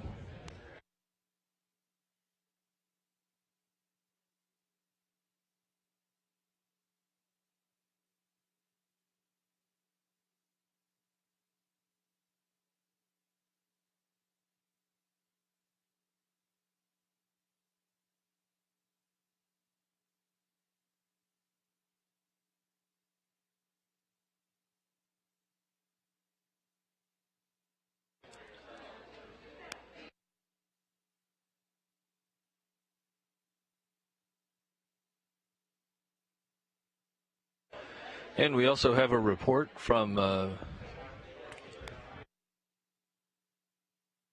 landing zone confirming that all the parachutes detached after landing to prevent the parachutes from pulling the vehicle over in high winds. The vehicle is looking good, is also the report, and the landing went very smoothly today. I think the team will be very pleased with the way today's deorbit and landing went. Want to sneak in another reminder of our upcoming post-landing news conference. That'll be at 9 a.m. Central Time. That's what we're targeting. Media who are interested in taking part in the news conference can call the Johnson Space Center newsroom. That number is 281-483-5111. Again, call the Johnson Space Center newsroom to take part, for media, to take part in that news conference coming up at 9 a.m. Central Time. Again, it'll feature Jim Bridenstine, Jim Chilton, and Steve Stitch. And we are now getting some new views from the landing side. Great view of Starliner there. You can see the detail of the side hatch, the colors outlining the different parts of the spacecraft.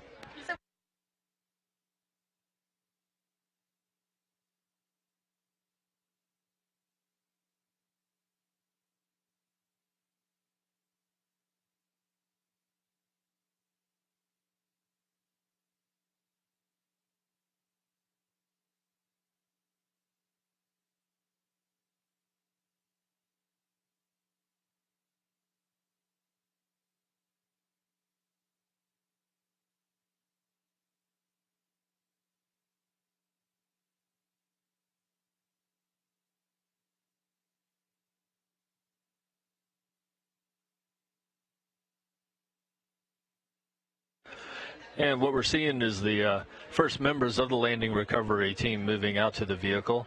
They are just making sure that the atmosphere, that the environment is safe around Starliner. Starliner, of course, comes back through the atmosphere with the maneuvering fuel. It jettisons quite a bit of it on the way down, but they do need to confirm before the whole teams get there that the environment is safe for the landing recovery team. You can also see in this the partially deflated airbags. They of course have vents on them to cushion, just like a car airbag, to cushion the touchdown impact. It's supposed to come down at about 18 miles per hour, I think, right? So not nearly as fast as when it starts its journey, but you still like a little cushion there. All indications of the loads on landing are that it was extremely smooth. And again, Richard Jones, Flight Director Richard Jones, his comment was, looks like it's going to be a smooth landing when the CFT crew, when the astronauts of the crewed flight test make their flight into space. The next crew that will be on board is out at the landing site. That's NASA's Mike Fink and Nicole Mann and Boeing's Chris Ferguson. They're all going to be getting that first look at Starliner here in just a moment as the teams are allowed to move in. We're hoping to hear a little bit from them as we're able to get Dan Hewitt and Josh Barrett up and running. And one more note about the landing recovery team. Of course, we're going to stay focused on the capsule. There are other parts of the teams that go out and recover the base heat shield and the forward heat shield and the parachutes. The spacecraft itself will be taken over to Boeing Starliner factory in Florida and refurbished. The base heat shield does not get reused.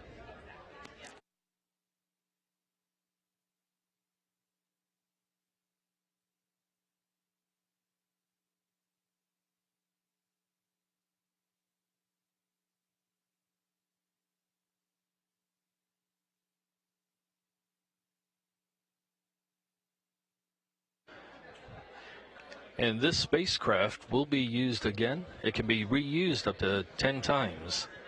This vehicle, of course, comes down on land. We designed it to land on land just to get that reusable ability that you don't get when you splash down in the water.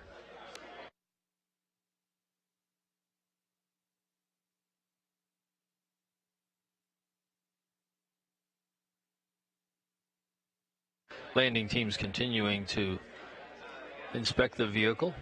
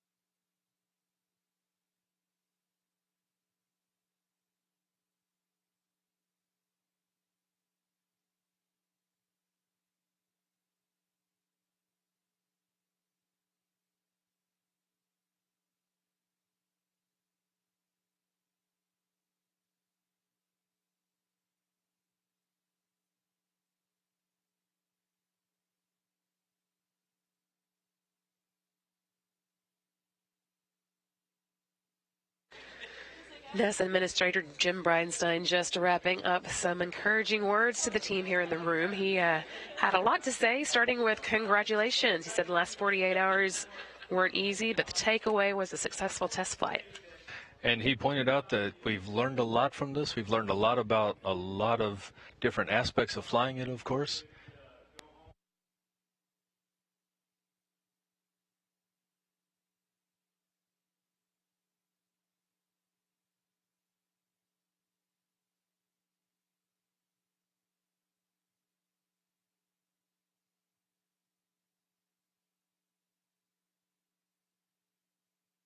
And NASA Administrator Jim Bridenstine told the room watching the landing was a thing of beauty today. He was very encouraged by what he saw. He reported that a lot of tasks were accomplished during this flight. We learned a lot. That's why you test. And this was a challenge for the flight team because you had to do some of the flying in a non-optimum situation, but they still managed to do a lot of things right, and we learned a lot about this vehicle. This is the first of the space-proven models of the Starliner spacecraft. We have a crewed flight test version back in Florida that's being prepared for the crewed flight test to carry astronauts, and we have a pad abort test vehicle also. So the fleet now has a vehicle that has orbited the Earth 33 times and landed back in New Mexico. That's a great start. Bridenstine also mentioned that he called Vice President Mike Pence from this room, and Pence mentioned that he knows that we just made history here. So kudos coming in from all over the place at the moment. We are also able to get one of the first still photographs from one of our NASA photographers in the field. We have to show for you here. This came from Aubrey Gimignani, one of our NASA photographers, taken of Starliner making its way down to its landing in New Mexico at 6:58 a.m. Central Time. And you can see there that Starliner is the small conical shape at the end of the three main parachutes. And in fact, this image came through of the base heat shield as it jettisoned. Of course, base heat shield protecting it from the 3,000 degrees of re-entry, and then its work done, it jettisons and the airbags inflate.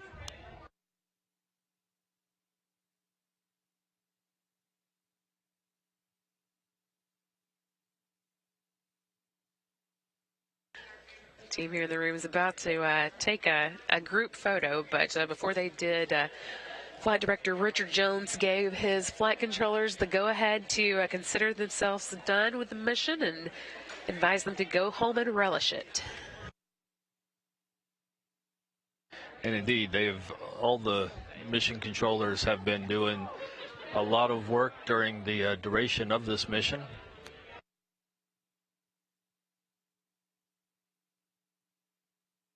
Still waiting for our counterparts there on the ground in White Sands to be able to get into position to give us another update. We're hoping that will come pretty soon. But in the meantime, I'm going to give you another reminder that we've got a post-landing news conference coming up at 9 a.m. Central Time. That's going to feature NASA Administrator Jim Bridenstine, Senior VP of Space and Launch Jim Chilton, and also the Deputy Director of Commercial Crews, Steve Stitch. They'll all be giving us the final word on the mission, at least for now. Media who would like to participate can call the Johnson Space Center newsroom at 281-483-5111. Again, that will be targeted to begin at 9 a.m. Central. And while we have Tori Wills-Pedrati and Jim May over in the studio, Tori and Jim, you're seeing now the visual light imagery coming in from White Sands. We see the landing recovery team, the first elements getting close to the vehicle, but you've seen the details of the hatch, the details of the upper structure. What are you thinking as you see this? You know, the vehicle looks clean, meaning we had a great reentry profile, just like we planned. And, you see the vehicle sitting there on its inner airbags cushioned off the ground. Meaning we've got our analysis on the landing recovery system seems to be great. So the vehicle is in safe hands now on the ground. And I have to say that I'm very impressed with the way that the heat shield performed, but also looking at this and looking at how we landed, I think it's going to be really great for Sunny's first ride here for PCM1. So that reusability of that capsule is critical for us, and that's great to see such a clean landing. Sunny's crewmate Josh Cassidy stopped by our console here in Mission Control just a moment ago, just giving a thumbs up. He looks super excited and I think ready to get on board.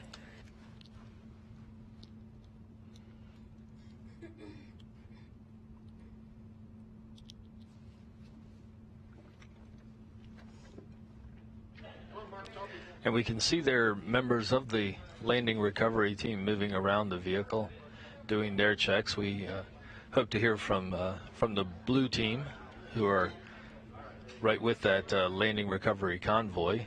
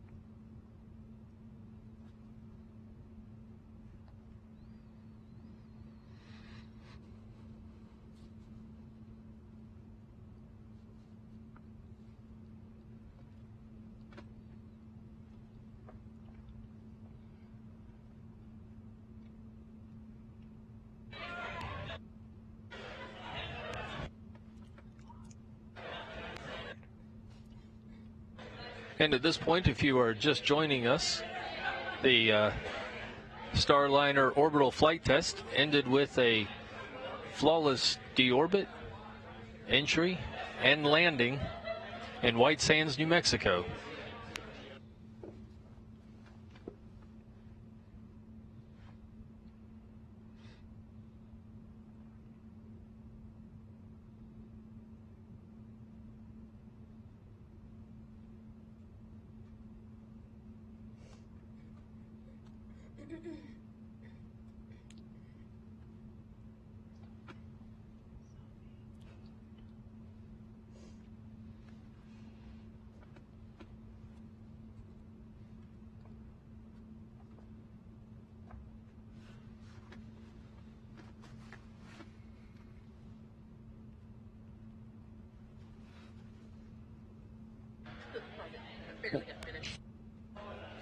Once again, at this point, we are seeing the Starliner spacecraft safely on the ground in White Sands, New Mexico. This is the first vehicle to land, the first American-made human-rated capsule, I should say, to land on land. Came down under 3 parachutes, touched down on 6 inflated airbags, very smooth landing. Touchdown time was 6:58 Central Time here at Mission Control, 5:58 Mountain Time, the landing site, and 7:58 Eastern Time, where it launched from. We can see that they're moving the platform into place on Starliner to get access.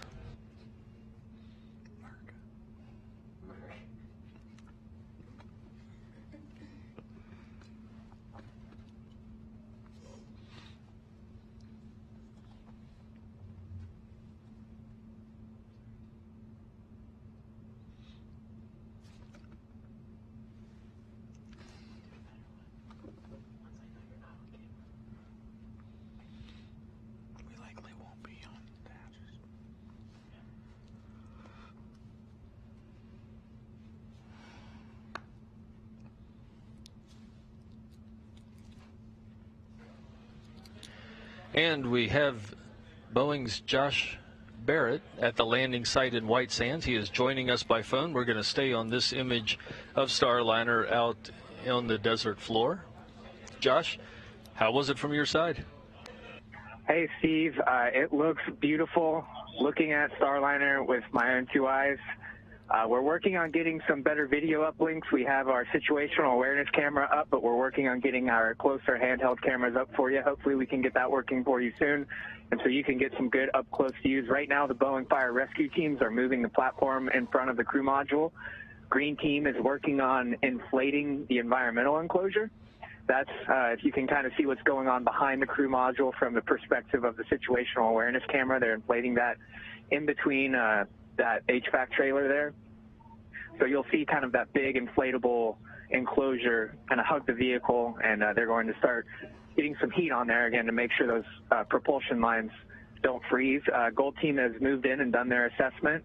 Everything is healthy on the vehicle. Silver team has grounded the vehicle, and now they've moved on to recovering the parachutes. There's a beautiful pink-orange horizon to the east as the sun is coming up. Really a beautiful day here out in the desert, although it is still pretty cold, but the teams are working hard. They're working through the cold. Next up, you should see the medical truck start to move into place beside that mobile access platform. That is just an exercise for today. That medical truck won't be used today. The crew is actually just getting out of the trucks in front of me here. You might see them start appearing in the SA camera in their pink vests. But really, just overall a great morning. This team is executing exactly what they have trained for over and over and over again. Hopefully we can get some better views as our camera guys move in a little closer. We're trying to reestablish a microwave link to our satellite feed. We think maybe on the drive out here, one of our connections might have got jostled out, but we want to get you some better views soon, but we're glad you're getting a look at Starliner on the ground. So I'll let you guys take it from here. Thank you, Josh. This has been an exciting morning, certainly one that we've not seen before, with an American human-rated capsule touching down on land. I can't hear you. We can see the environmental enclosure being put into place. They're going to put that over the Starliner vehicle, as Josh just mentioned, and that's going to clear the way to open the side hatch.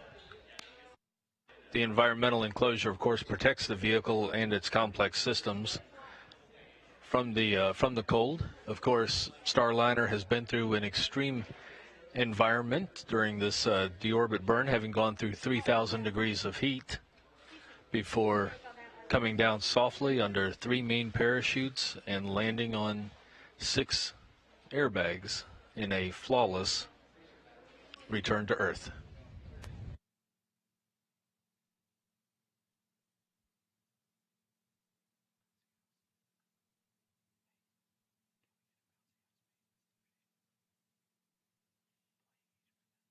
Steve, while we wait for hear back more from the landing team, tell us a little bit about how Starliner gets back to Florida.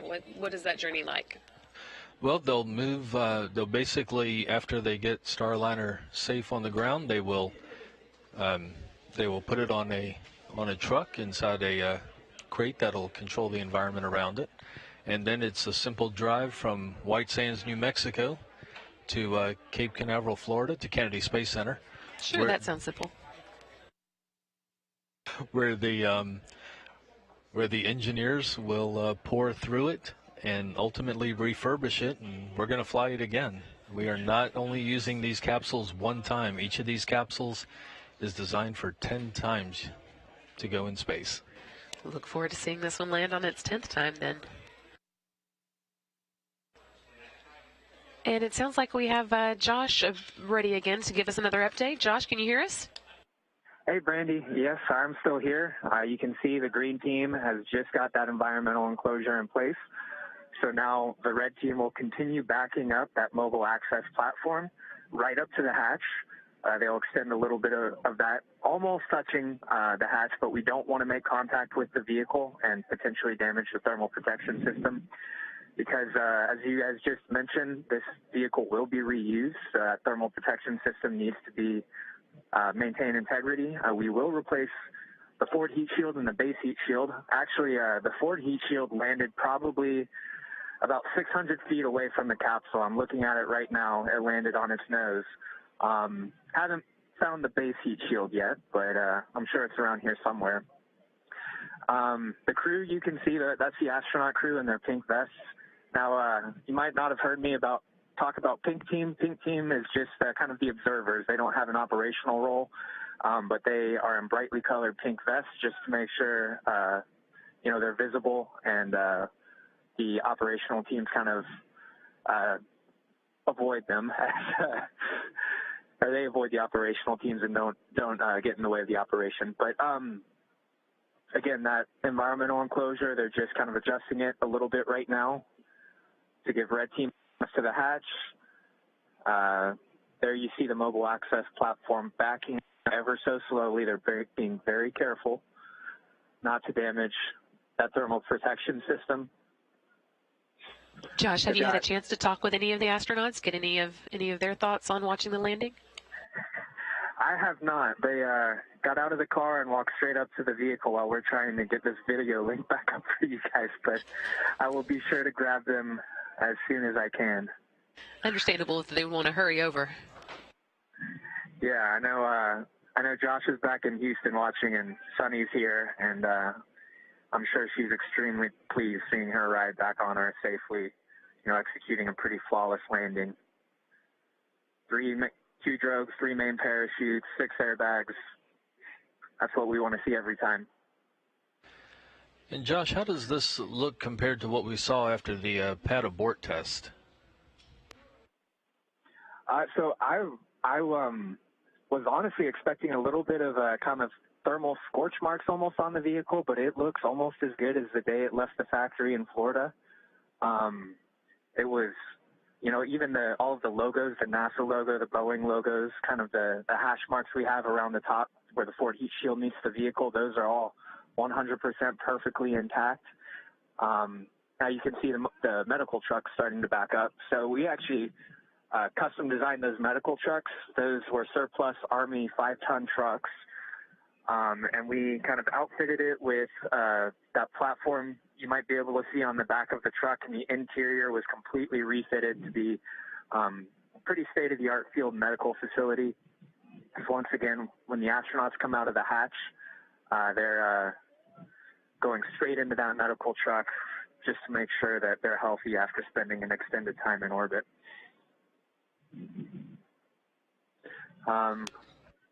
Once again, you see the red team establishing access to the hatch. Once they lower those stairs, Selena Dopart, one of our human factors engineers, will go up and actually open the hatch. She's actually, I can see her standing to the left of the platform with the hard hat on. And Josh, I know just like, tell us a little bit about some of the practice stuff. This is what I'm getting at is just like the flight control team does simulations, just like the launch team does simulations, the landing team has walked through this a number of times out in White Sands, correct?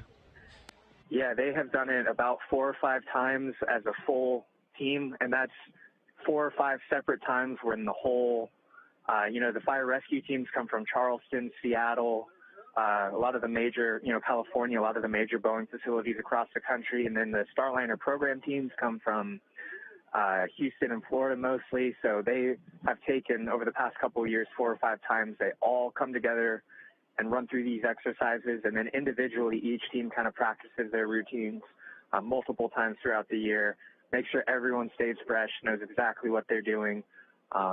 Pretty delicate operation, and there's some very time-critical elements to it, especially when we get crew on board. This time, since it's the first time the team is actually doing it for real, we're taking our time. There's not crew inside, but we do have a requirement to get crew out of the vehicle an hour after touchdown. But this time the vehicle landed and powered itself off, and so that kind of gave the team plenty of time to make sure that they're doing this right, they're doing it deliberately and intentionally. And, really the biggest time-critical thing was getting that environmental enclosure over the vehicle and heating it up a little bit in this kind of frigid desert air. And Josh, we do have a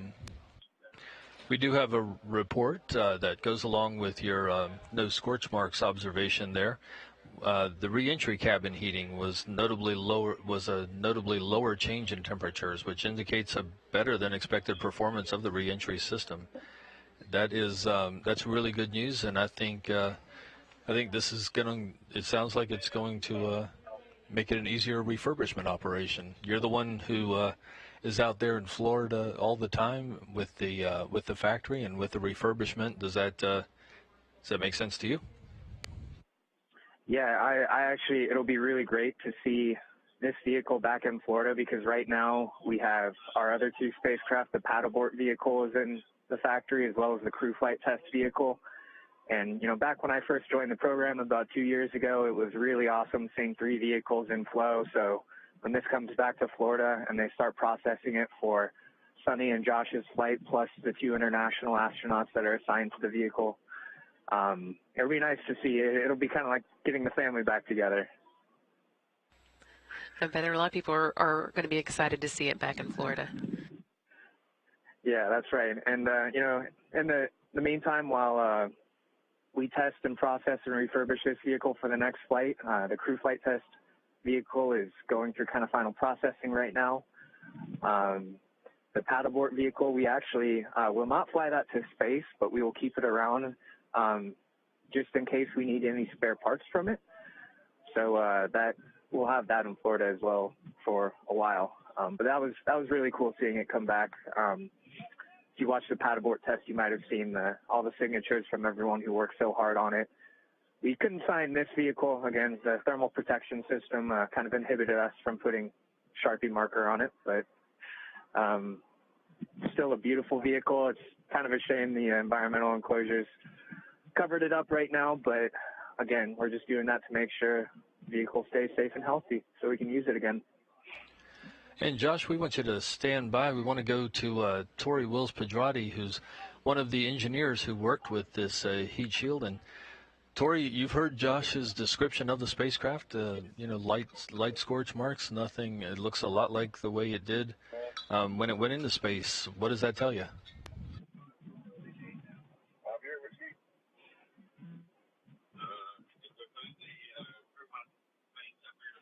Just get ready to go. Okay.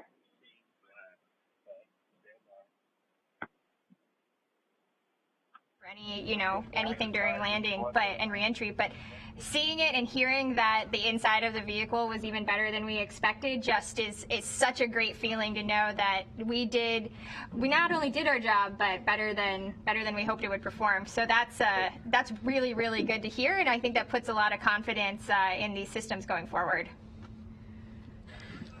Tori, I think we lost the first part of your question. Can we get you to run back over it? Yeah, of course.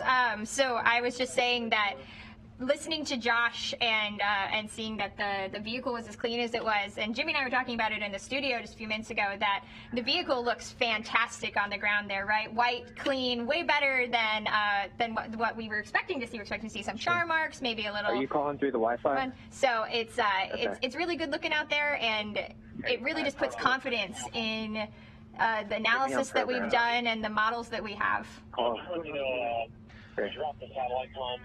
Jim, does this look the way that you expected it to?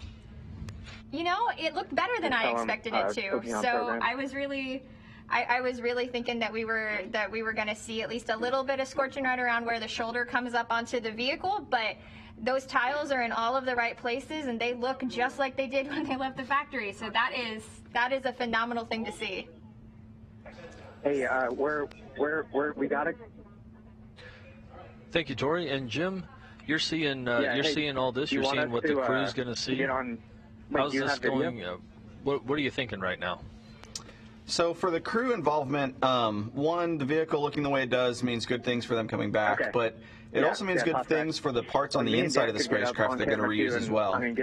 So we are going to reuse things like the tablets that we're using to do the crew procedures, and also using for some of their training while they're up on orbit. Things of that nature that are inside of the spacecraft that are going to be coming back as well are going to be reused on later flights. So that's a good thing, seeing the vehicle the way it is. And we are seeing really good imagery now of the team coming out. Josh, do we still have you out there in White Sands? again, Starliner engineer Selena Dopart working on opening the hatch. So right now she's got a couple of different tools. So the hatch seals itself, it's actually a little difficult to open. It's kind of like two suction cups stuck together. And so she's working on what's called burping the seal. So she's kind of opening up a valve to allow a little bit of air into the seal, and hopefully that'll just give her enough give to get that hatch open. She's already kind of cranked the latch to unhook it, so she's again working on burping the seal right now. If that doesn't quite work, there's another release valve that she'll kind of use to pop the seal. And that's if they start working on something kind of in the middle of the hatch, that's what they'll be working on. It looks like that might be what they're doing right now. Yeah, you look great, man. I'm going to be on you for a while. She's still working on that lower valve. Again, trying to burp that seal. Yes, that is the technical term. That's very descriptive. What will happen after that once they do have that seal burped?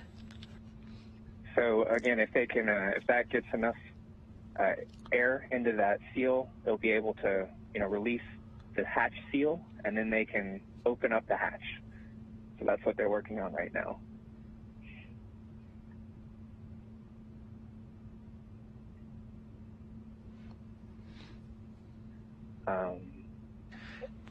We're getting really good views right over the shoulder, so these are great, Josh.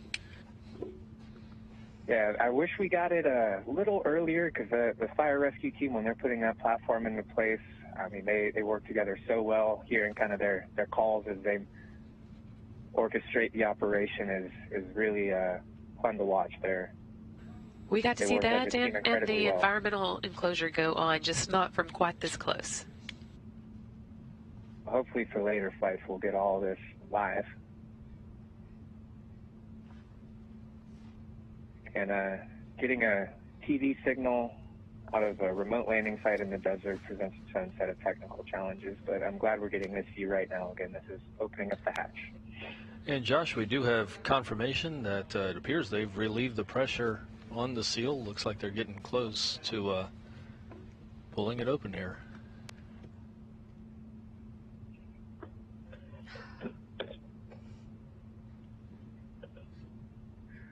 All right, well, while they work on that, Steve and Brandy, I'm going to step away. We are going to go find the crew members and hear from them, from their perspective of how that went, and we'll get them on camera for you guys here momentarily. We'll stand by. Thank you.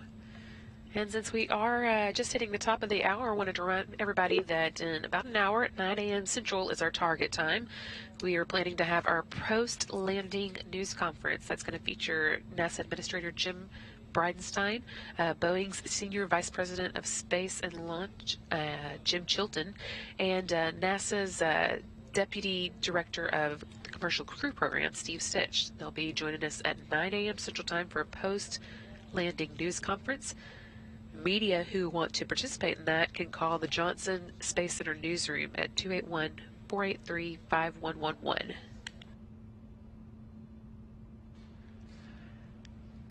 And for those just joining us here at the top of the hour,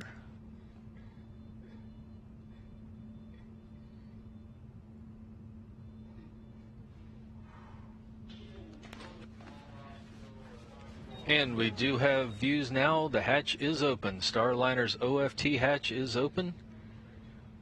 Rosie and Snoopy inside, Rosie the Rocketeer, and the low gravity indicator Snoopy both made the trip along with a lot of commemorative cargo, flags, coins, and even tree seeds that'll be planted in commemoration of this mission. Of course, a lot of things were learned on this flight. It is the first flight test of Boeing's Starliner spacecraft. Ground crews getting their first look inside the cabin.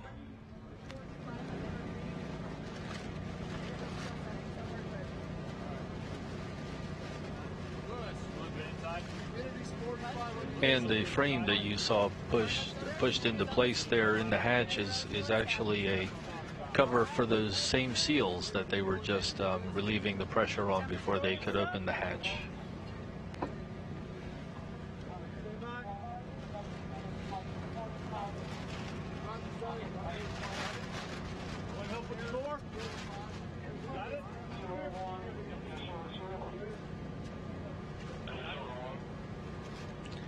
And we can see the ground team going through their carefully planned steps as they prepare the spacecraft, putting a cover over that hatch that they just opened a few minutes ago.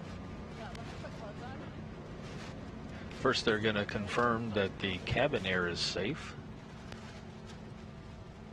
This flight test produced a lot of data for engineers, a lot of information, and a lot of operational processes to see how it performs in space. And of course, two of the big parts of that are the launch and then the return to Earth. These are very dynamic events, shouldn't be overlooked. And we see right now that Starliner is doing very well this morning.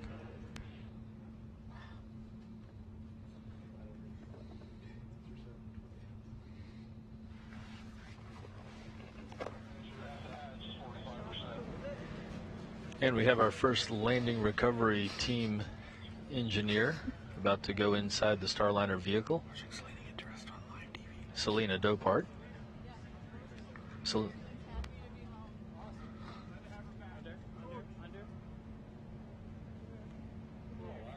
For those who are just joining us, Boeing Starliner spacecraft touched down in White Sands, New Mexico an hour and 6 minutes ago. Came down under 3 main parachutes, touched down on 6 airbags. Now we see Selena Dopart of the landing recovery team moving into the Starliner vehicle. This mission was without a crew as the first flight test of the vehicle in space.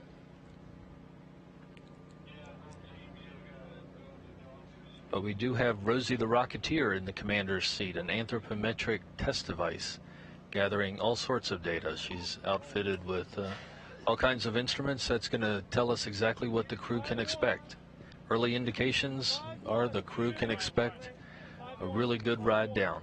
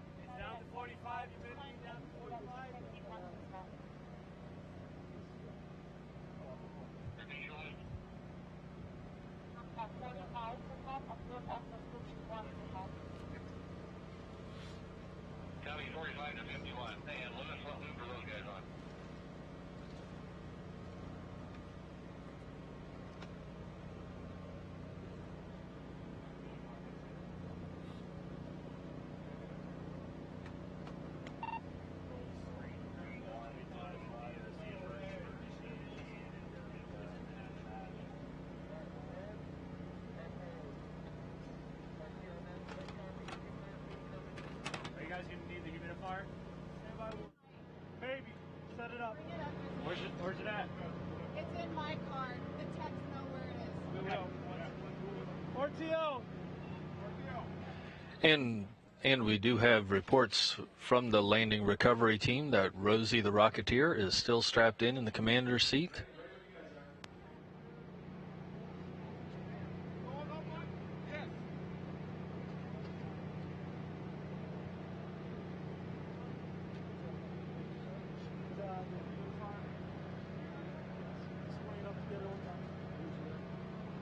Vehicle, the techs know where it's at.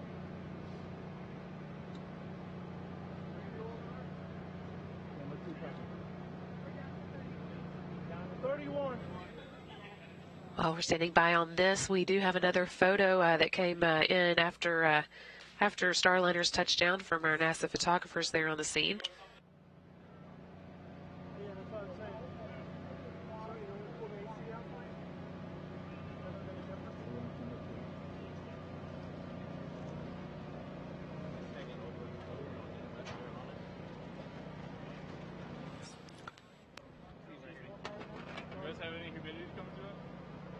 out what comes out of it. We can't do anything to it. So I can't change it. Yes, sir. When we're done with it, just blow on too dry.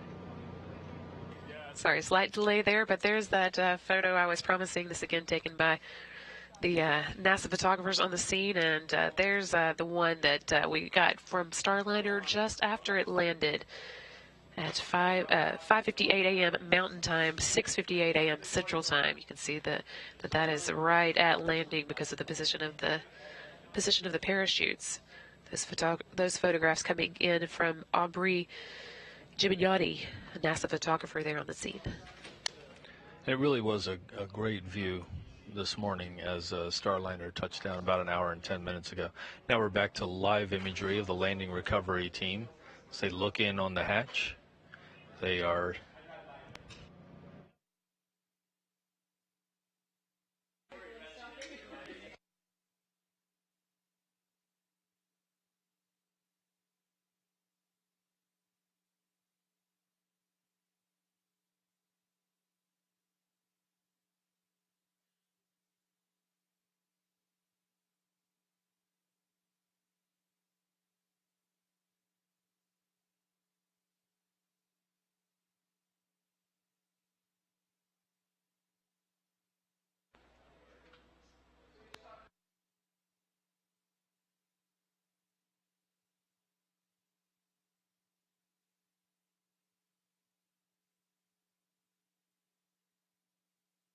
We expect to hear momentarily from the landing team there on site, we think are just about to get into place with the next crew to fly on a Starliner, or the first crew to fly on a Starliner. NASA's Mike Fink and Nicole Mann, along with Boeing's Chris Ferguson. We expect to hear from them just momentarily. I think they're still getting into place, but we're going to hold on and hope to get some words from them soon.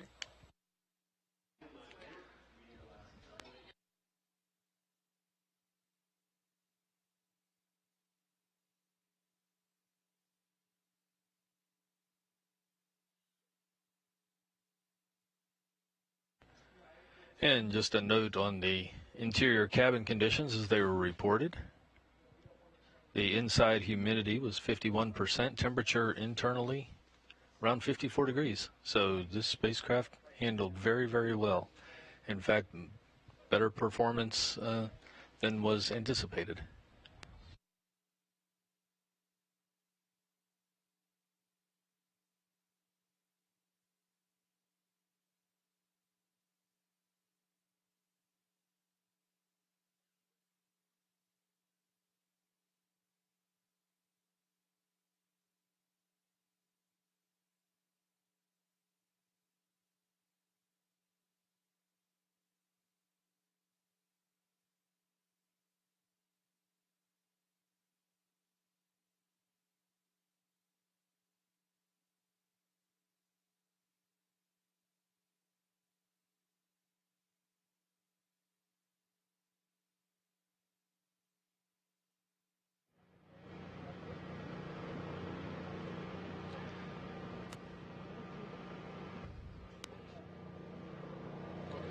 And we're looking now at some of the astronauts there in the blue pants and in their astronaut jumpsuits out at White Sands, New Mexico.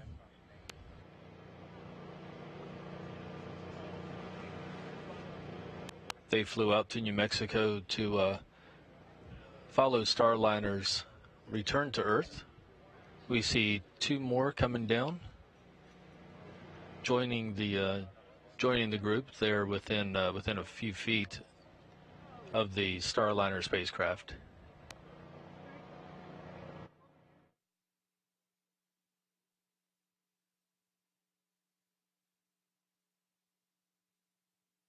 So right now we're looking at the astronauts as they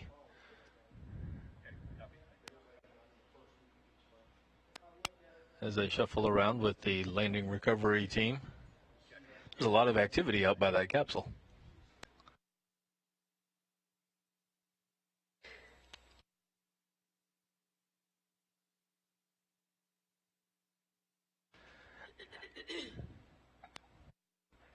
And there's a lot of activity around the capsule. This is a little bit reminiscent of the shuttle days when everybody would gather around the shuttle after it landed. And of course, you have crews come in with the Soyuz landing in Kazakhstan.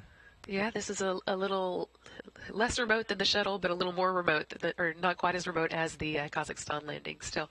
It does start to look familiar, and it looks like we may be getting close to having the crew ready to talk with us. In fact, I'm going to toss it right on to Dan Hewitt, who is in the field. How are you doing, Dan?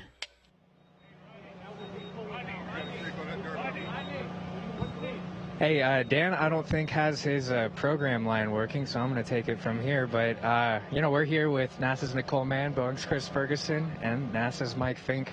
Guys, Nicole, I'll start with you. I'm guessing this is your first spacecraft landing. This is my first spacecraft landing. It was incredible to see. We're so excited for the Boeing and NASA team, and the recovery forces today just did an incredible job. Crystal clear day. You could see it from about 300 kilometers away. Good double sonic boom. Watched all of the pyrotechnic ordnance that deployed the parachutes, take care of itself on the way down, and we saw it all the way to touchdown, even on just a crystal clear but cold morning. Worked great. And Mike, your initial thoughts? 3 parachutes, 6 airbags, and a beautiful soft landing. Can't wait to try it out. So we had a flawless launch. We had a couple of issues once we were up there. What's it mean now to see this vehicle come down, almost picture perfect? Flight test data, flight test data, flight test data. We got a lot of data on the launch, the orbital portion of the flight, the ECLIS system, that's environmental control life support. Everything's worked great, and then we brought it home, and everything worked. It was great data, and we're going to analyze it, and we're going to see anything that we need to fix for the next flight. But it's looking good.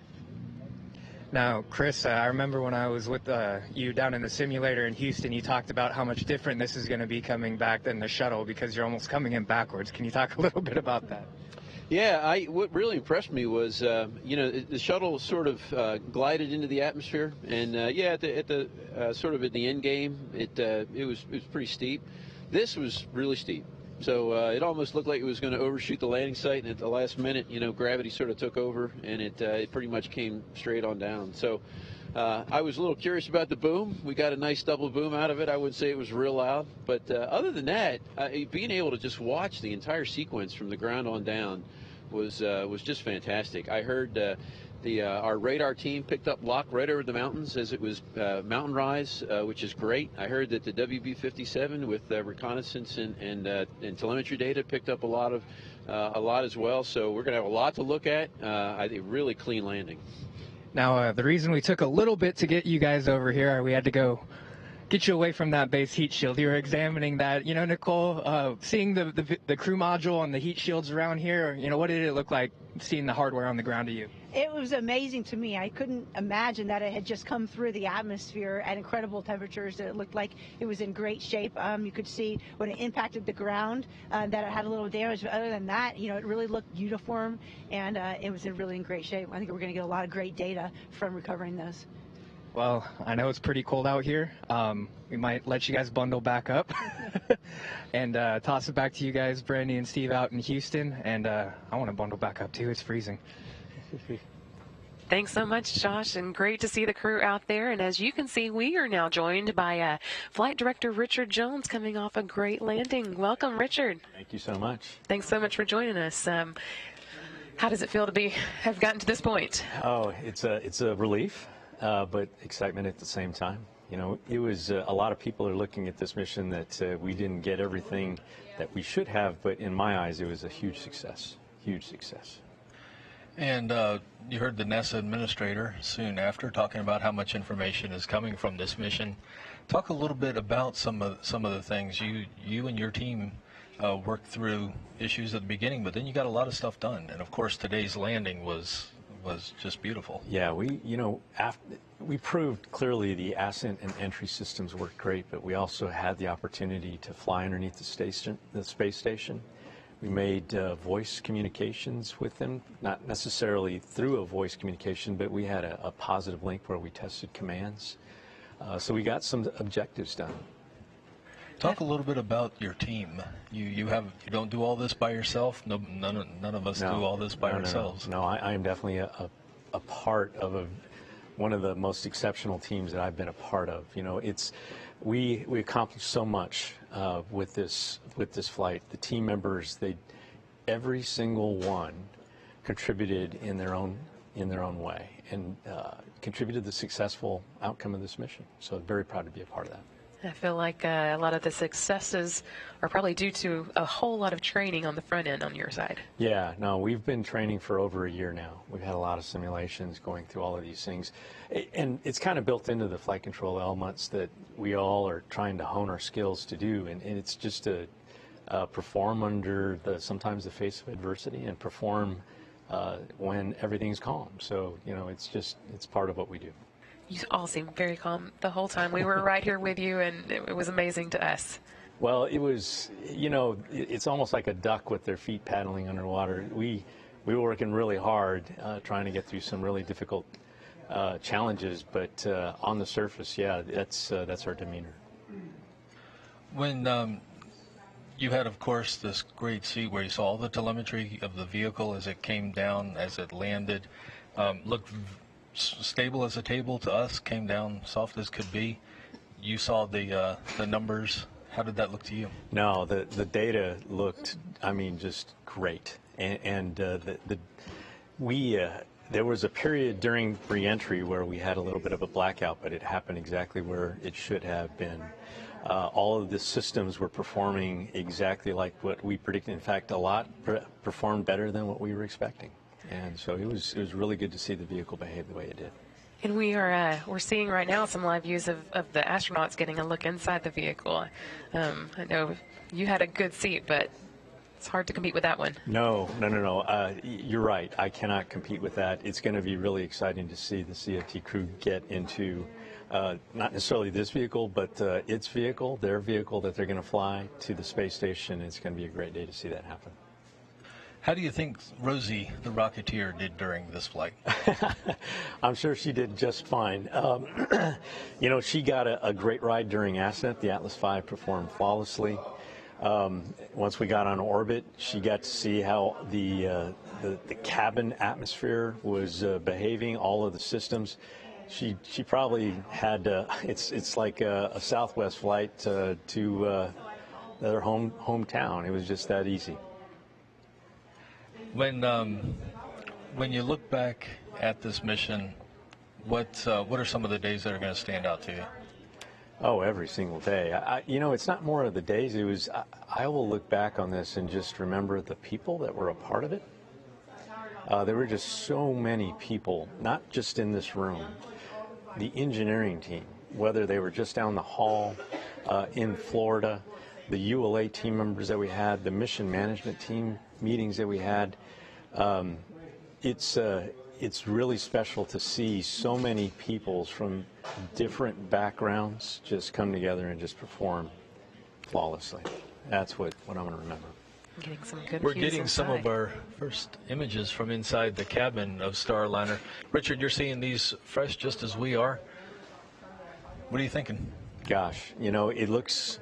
I'm looking inside that cabin, and it looks like all of the cargo did just fine.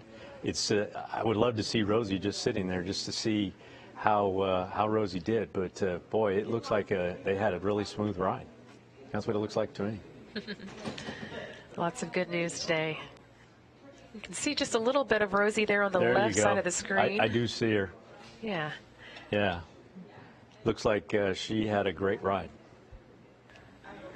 Well, and Richard, returning to kind of your journey so far, you were on hand for the last flight of the space shuttle and now the first flight of this new vehicle. That's some interesting bookends.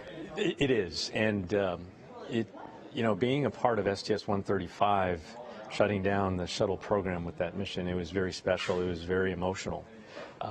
Chris Ferguson was a part of that mission, so I'm paired with him again coming up on this upcoming CFT mission. But to start up a new program like this from the ground up, all of the years of hard work that many, many people put into this, it's very special. I will always remember that. Yeah, I'm sure. What would you say that this team needs to do and get ready for between now and the next mission? You know, what we need to do is we need to look at the data, right? We're going to grab all the data that we collected during this flight, break it down, look where things can be improved, look where things don't need to be improved, because there's a lot of areas that fall into both of those categories, and really look at it with the eye in terms of what really has to happen in terms of changing before we go fly CFT. That's what we need to go do. Well, Richard, thank you so much for joining us. I really appreciate it. I think actually we are now going to go back to the field and hear from Sonny Williams, who's going to be on this capsule next time. That's great news.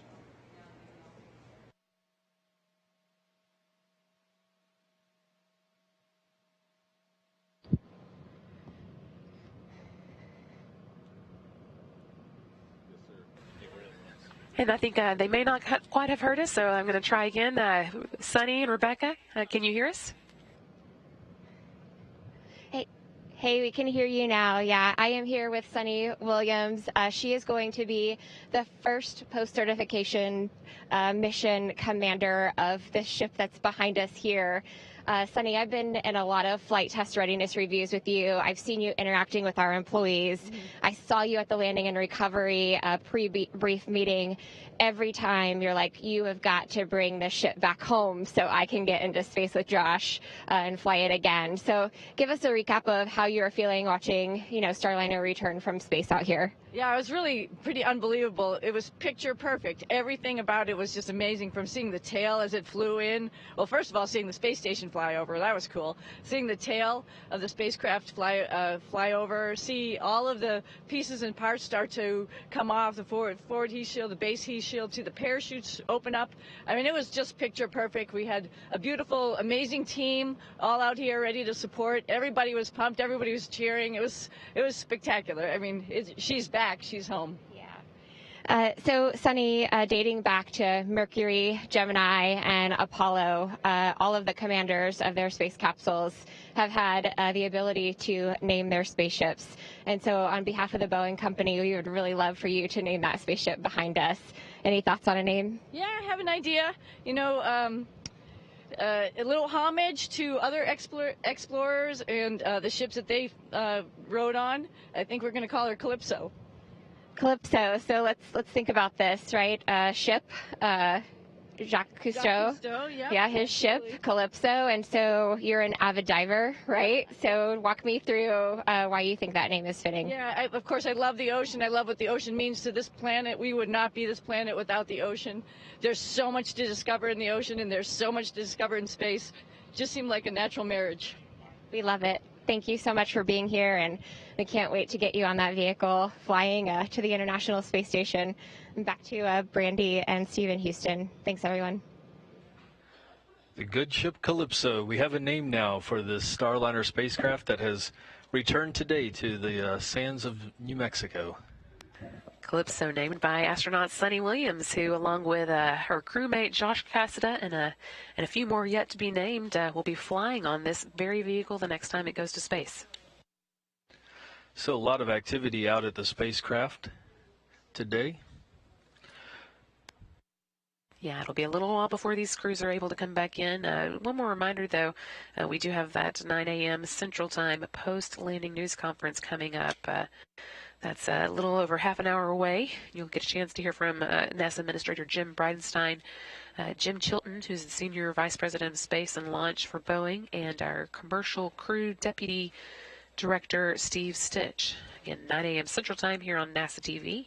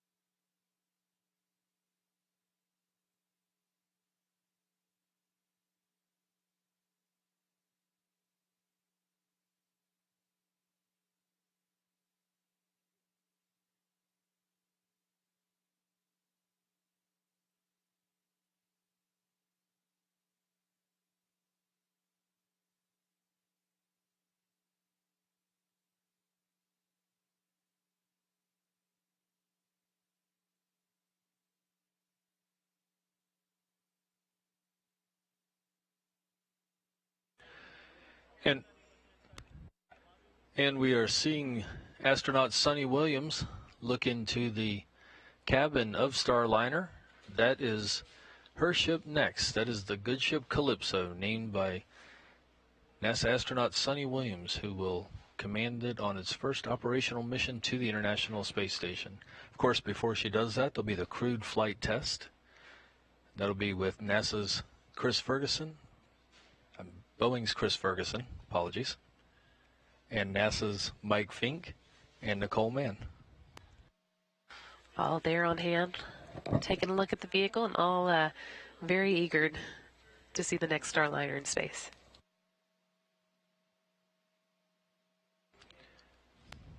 And of course, the first thing anybody asks about is, how's Rosie? We are pleased to report that Rosie is strapped in, just like she was when she launched, in very good shape.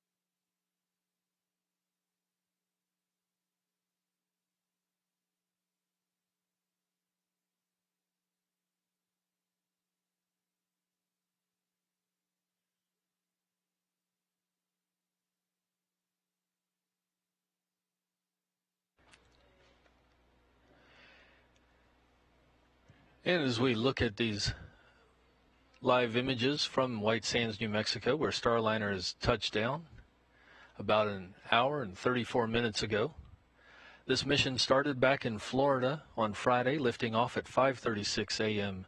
Central Time, going up and ran into the difficulty at orbit insertion, but managed to get into a safe, stable orbit, accomplished numerous mission objectives, and then positioned the spacecraft for a return home.